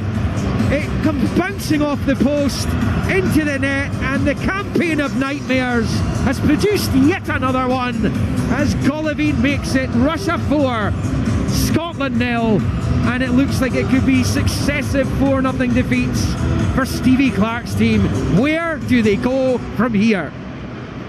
Yeah, you're right. I mean, it is demoralising. You can see that the players out there are demoralised, but you can't take anything away. Yeah, we could do better defensively, probably follow the ball instead of seeing where the man is, but the passing between Golovin and Dzyuba is incredible. You look at somebody like Dzyuba and you think he's just a big target man, he's got nothing else. This guy has got game awareness, he's got great touches. You can see a pass, he started it away, moving it to the left earlier on, and they just got an opportunity a few minutes ago. But with that goal, the awareness to pick out Golovin, because Golovin rolled him in, he could have hit the straight himself, give him the reverse pass back, and Golovin sticks it in the net. They're coming forward again, 5 minutes plus injury time. Golovin's cross cut out, corner to Russia. Well, it's just an absolute nightmare, it really is. They're going to make another change, Russia, as Golovin prepares to take the corner out swinger with the right foot on that far side, and the Russian right. It's not been a great few games for the Scotland national side. Defeat in Brussels, defeat at home to Russia, 4-0 to Belgium, 4-0 here. Could still get worse here as the corner's swept in. Comes off Robertson, wins the throw-in down on this near side for Scotland. Of course, that pushes the goal difference to -12 with 3 games still to play. Russia going to make their final change, and Artem Dzyuba, who's got 2 tonight, won't be getting the hat-trick because he's going to come off, and Scotland would be grateful for small mercies, I suppose, but they are going to make that final change.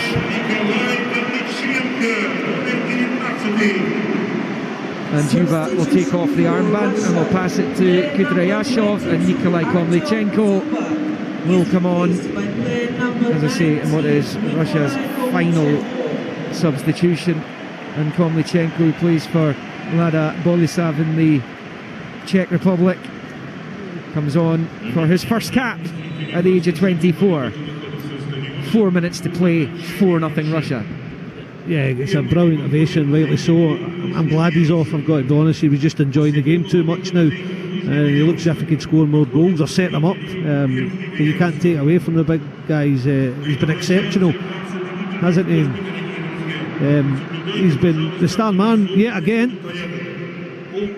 Yeah, his goal that made it 1-1 at Hampden when Scotland led through John McGinn. Long ball for Shanklin, can't get anything onto it, and that's passed back there by the goalkeeper, or to the goalkeeper Guilherme, who clears it up to this near side, comes off the head of Cheryshev for Golovin, heads it to Barinov, goes back to Akhmetov, and then out to the right hand side for Fernandez. Plenty empty seats now some of the home fans have decided enough's enough. They've seen enough. They're happy with what they have watched here at the Luzhniki tonight. Russia's next game away to Cyprus, where you would think they will confirm automatic qualification for Euro 2020. Should Scotland come through the playoff, and it's still a big if right now, they're going to be up against England certainly in the group, because we know that's already been decided. You don't want this kind of thing happening on the biggest stage of all. It's bad enough in a qualifying campaign when you've got the security blanket of the playoffs, but in major finals there needs to be massive improvement. Shankland to Armstrong, can't work it back to Snodgrass. Russia able to clear, picked up by Golovin in the midfield. 2 minutes to play of the 90, and now Golovin's back heel finds Ozdoyev. All we can hope for is key players back by then, a bit of stability, a few results on top of that in these next few games, and bit of confidence behind us, because it does kind of look all over the place just now. I know Russia can do that to you, but it's the way it's happened. It's been so easy after looking pretty solid in the first half. Has it been worse than this in your lifetime, the Scotland national team? I'm sure there's times when Gary and I were talking about it at the start of the game, when Scotland fans were watching us through and didn't look like scoring. It was a hard shift, but we limited it to 1 and 2 nils. We didn't take, against the top teams, 4s and 5s regularly, which is worrying.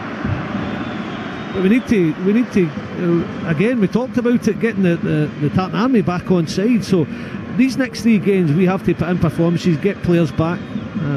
As I say, hopefully at some point Griffiths maybe come back, McKenna might come back. Suter be in that, because we've got to get centre halves sorted out long term, because that's where we're struggling. Let's cut to the chase. We're struggling defensively. We have lost bad goals again tonight, even though they've scored some wonderful goals in terms of finishing, but we are struggling badly, and that runs through your team. You can see the heads going down, the focus swaying, because you're switching off and suddenly they've got their tails up. You can see for spells in the second half we have been all over the place and not concentrating at times. Charlie Mulgrew on the ball here. We're about to go into the injury time. Timothy Castagna has got a 9th goal for Belgium against San Marino. Russia managed 9 against them. Can the Belgians outdo the Russians? The record defeat for San Marino is 13-0, which they took against Germany over a decade ago. And Luc de Jong scored for the Dutch, so Northern Ireland's hopes of taking anything from a game they led are now dwindling. 3 minutes of injury time to be played here. We're into the first of those. It's Scotland in possession, 4-0 down to Russia, as Palmer looks for Shankland and finds him down this near side. Passing it back to Christie, runs into trouble, comes off Cheryshev, and now the play for a throw-in on the near side, which Palmer will take himself. Scotland San Marino then to come on Sunday, and that will be the focus for Steve Clarke. He'll want this team to get some kind of confidence from that game. The last time they had an insipid defeat away from home ahead of a game against San Marino, they laboured against the worst side in the FIFA World Rankings. The rain beginning to tumble back down from the dark Moscow skies above. He goes out for a throw-in again to Scotland down on this near side. Christie bowling it back to Armstrong. Now he's found McGregor. Switches it to Robertson on the left-hand side, where he will pass it to Snodgrass. Back it comes to John McGinn. It's a chip ball forward there, looking for Snodgrass in behind. Snodgrass will get there before it goes behind. Gets the cross in. It's too high for Christie. It will break to Cheryshev, who will clear his lines across the halfway line. It goes. Devlin gets there and knocks it out for a throw-in on this near side to Russia. Russia 4, Scotland 0. Just over a minute to play now, Billy Dodds. Yeah, I didn't see it at half time, I must admit, but the players have got a look they just want off now. It was good movement that a minute ago from Snodgrass, just dipped to go and show short, and then showed some pace to get in behind and just over hit the cross. A good ball by Robertson, but those kind of opportunities second half have been very limited Once or twice that's been it, because Russia have stepped it up, got the goal, and then we've just wilted, to be honest with you. Yeah, final few seconds, about 40 seconds left as Golovin picks up. He scored the fourth. And then Akhmetov under pressure from Armstrong was Barinov, who emerges with it. And is slipping it to left of the circle there for Zhikaya. He's under pressure from Shanklin, but he eventually releases it back to his goalkeeper Guilherme. He will be picking up his 8th clean sheet on his 11th cap after filling the gloves of Igor Akinfeev, who retired after last summer's World Cup. Guilherme goes long with the right foot. Robertson will collect. It's the final few seconds here. The Danish referee will be sounding for full time any second now. It's Snodgrass on the far side, loses it, and Scotland have lost this game by a considerable margin in the end up.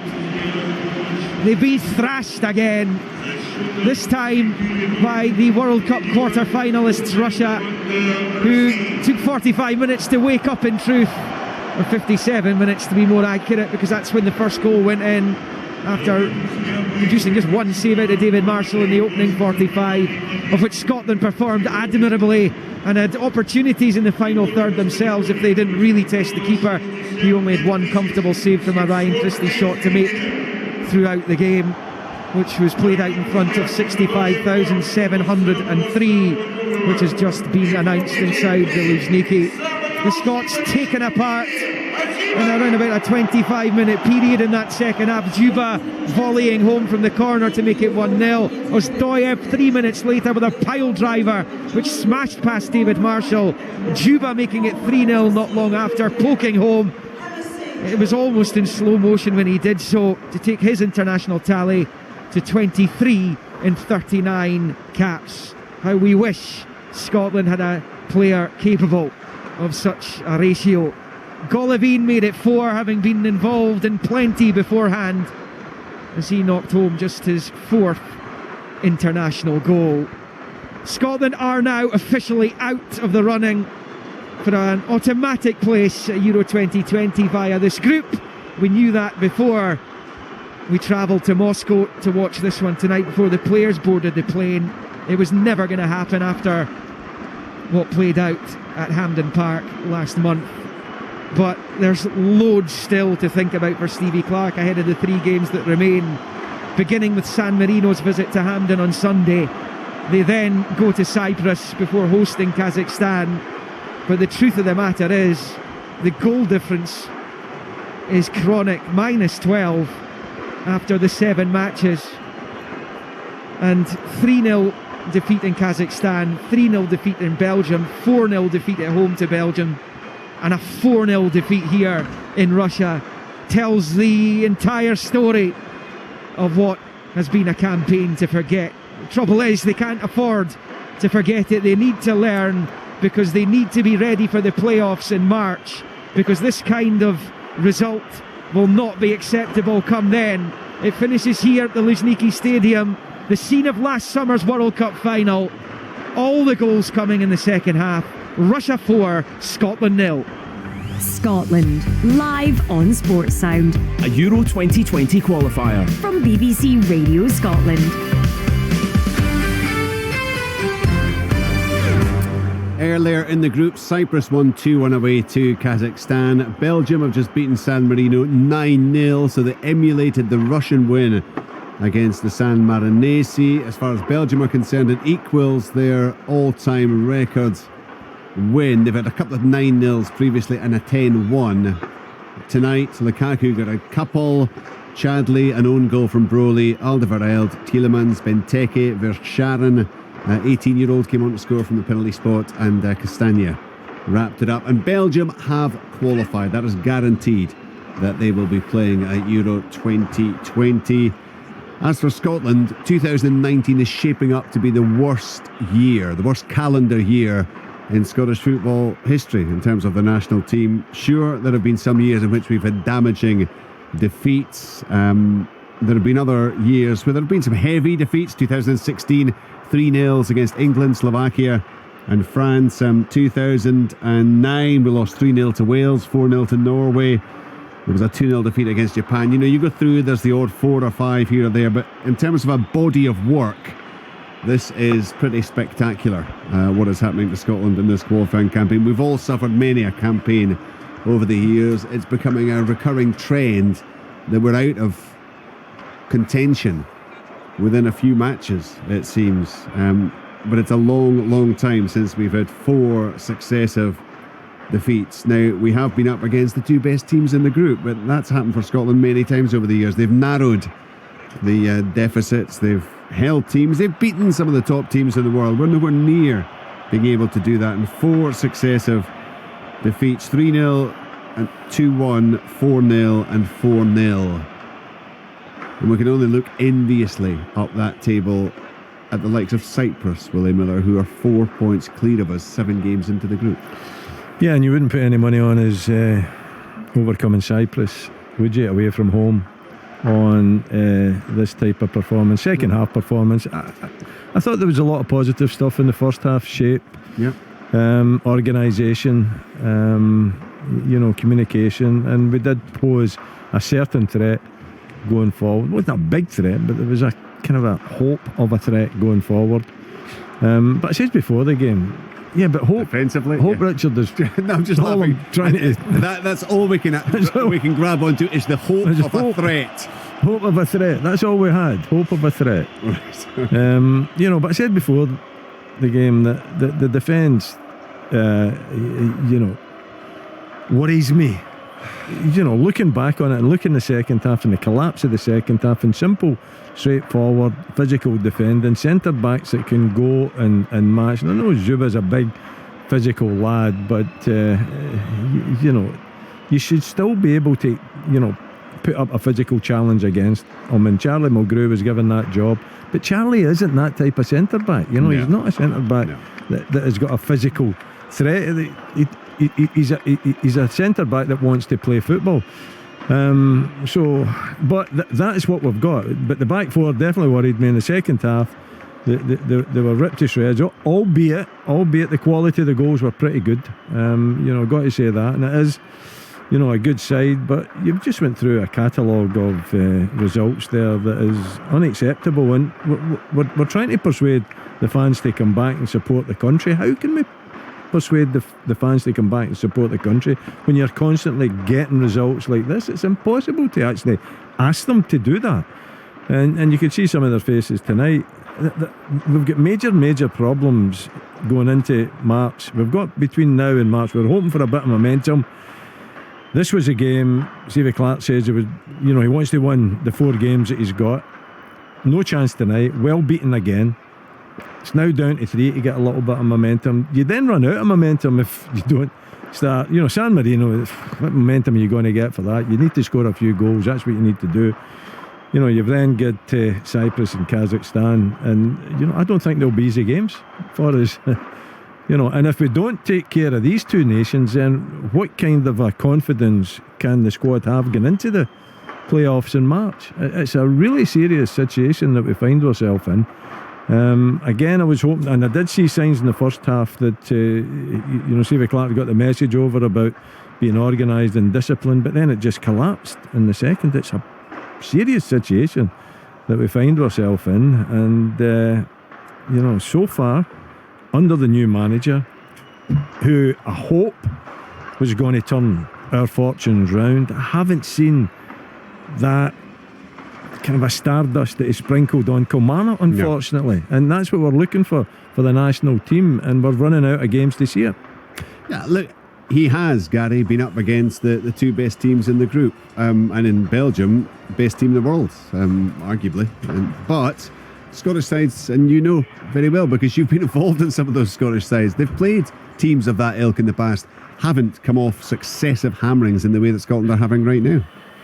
No, that's right. We spoke at half time, and I thought there was a lot of positives, and like Billy said in the commentary, I never seen the second half coming. My concern was, and I spoke about before the game, was that when we lose one, we seem to take a dun, and then you get another, and another, and another, and it happened again tonight. And I was just quickly looking through there. We've got a real problem at the back. I was just looking at our goals against. And I may be wrong, the only teams that have conceded more goals than us in the groups are Andorra, Latvia, Liechtenstein, Moldova, San Marino, the Faroes, and Gibraltar. Yeah, so that sounds about you know, right. but you know, I think we were speaking off air that we've had 4 games where we've not scored, and we're conceding 3 and 4 on average every game. So it doesn't matter if you're playing Sunday League football, Championship football, Premier League, International. If you're conceding at one end like we are, and a lot of them are soft goals, and you're not creating or scoring at the other end, we're not going to go anywhere. No. No, 17 goals is it against that we've had? Yeah, 17 goals in 7 games. And we spoke about it. We were speaking. I think it was 2 or 3-0, and I says to Wally, if I was a fullback at 2 or 3-0, you know the game's gone. I'd be saying to the wide players, right, you just sit in front of me there, the other one on the other side, you sit there, we're 4-5-1 or 5-4-1, whatever, and we're not going to lose any more than 2 or 3. But we seem to be just now, when we lose 1, lose 2, the shape of the team goes, the discipline of the players goes, and then teams are just looking like they're going to score at will against us, and it can't be like that. You're going to lose games, yes, but you need to make sure that you damage limitations in the games that you're losing. I think that's a great point, Gary. I felt that right for the start of the game.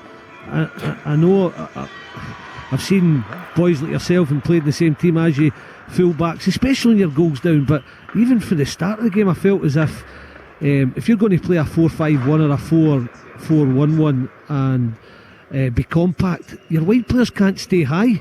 And for me, one pass was letting their full-backs out, and we were switching off. Now I don't know if Stevie said that's the way I want you to play, so you can't really have a go at Snodgrass and Fraser, but at times I felt it all game that you as a full-back would have been tearing your hair out, because you've got 2v1 situations. You've also got high up midfielders going to be a second striker with Zuba. You're trying to tuck in to narrow to try and handle that situation, and you've got this full-back flying down the outside under no pressure.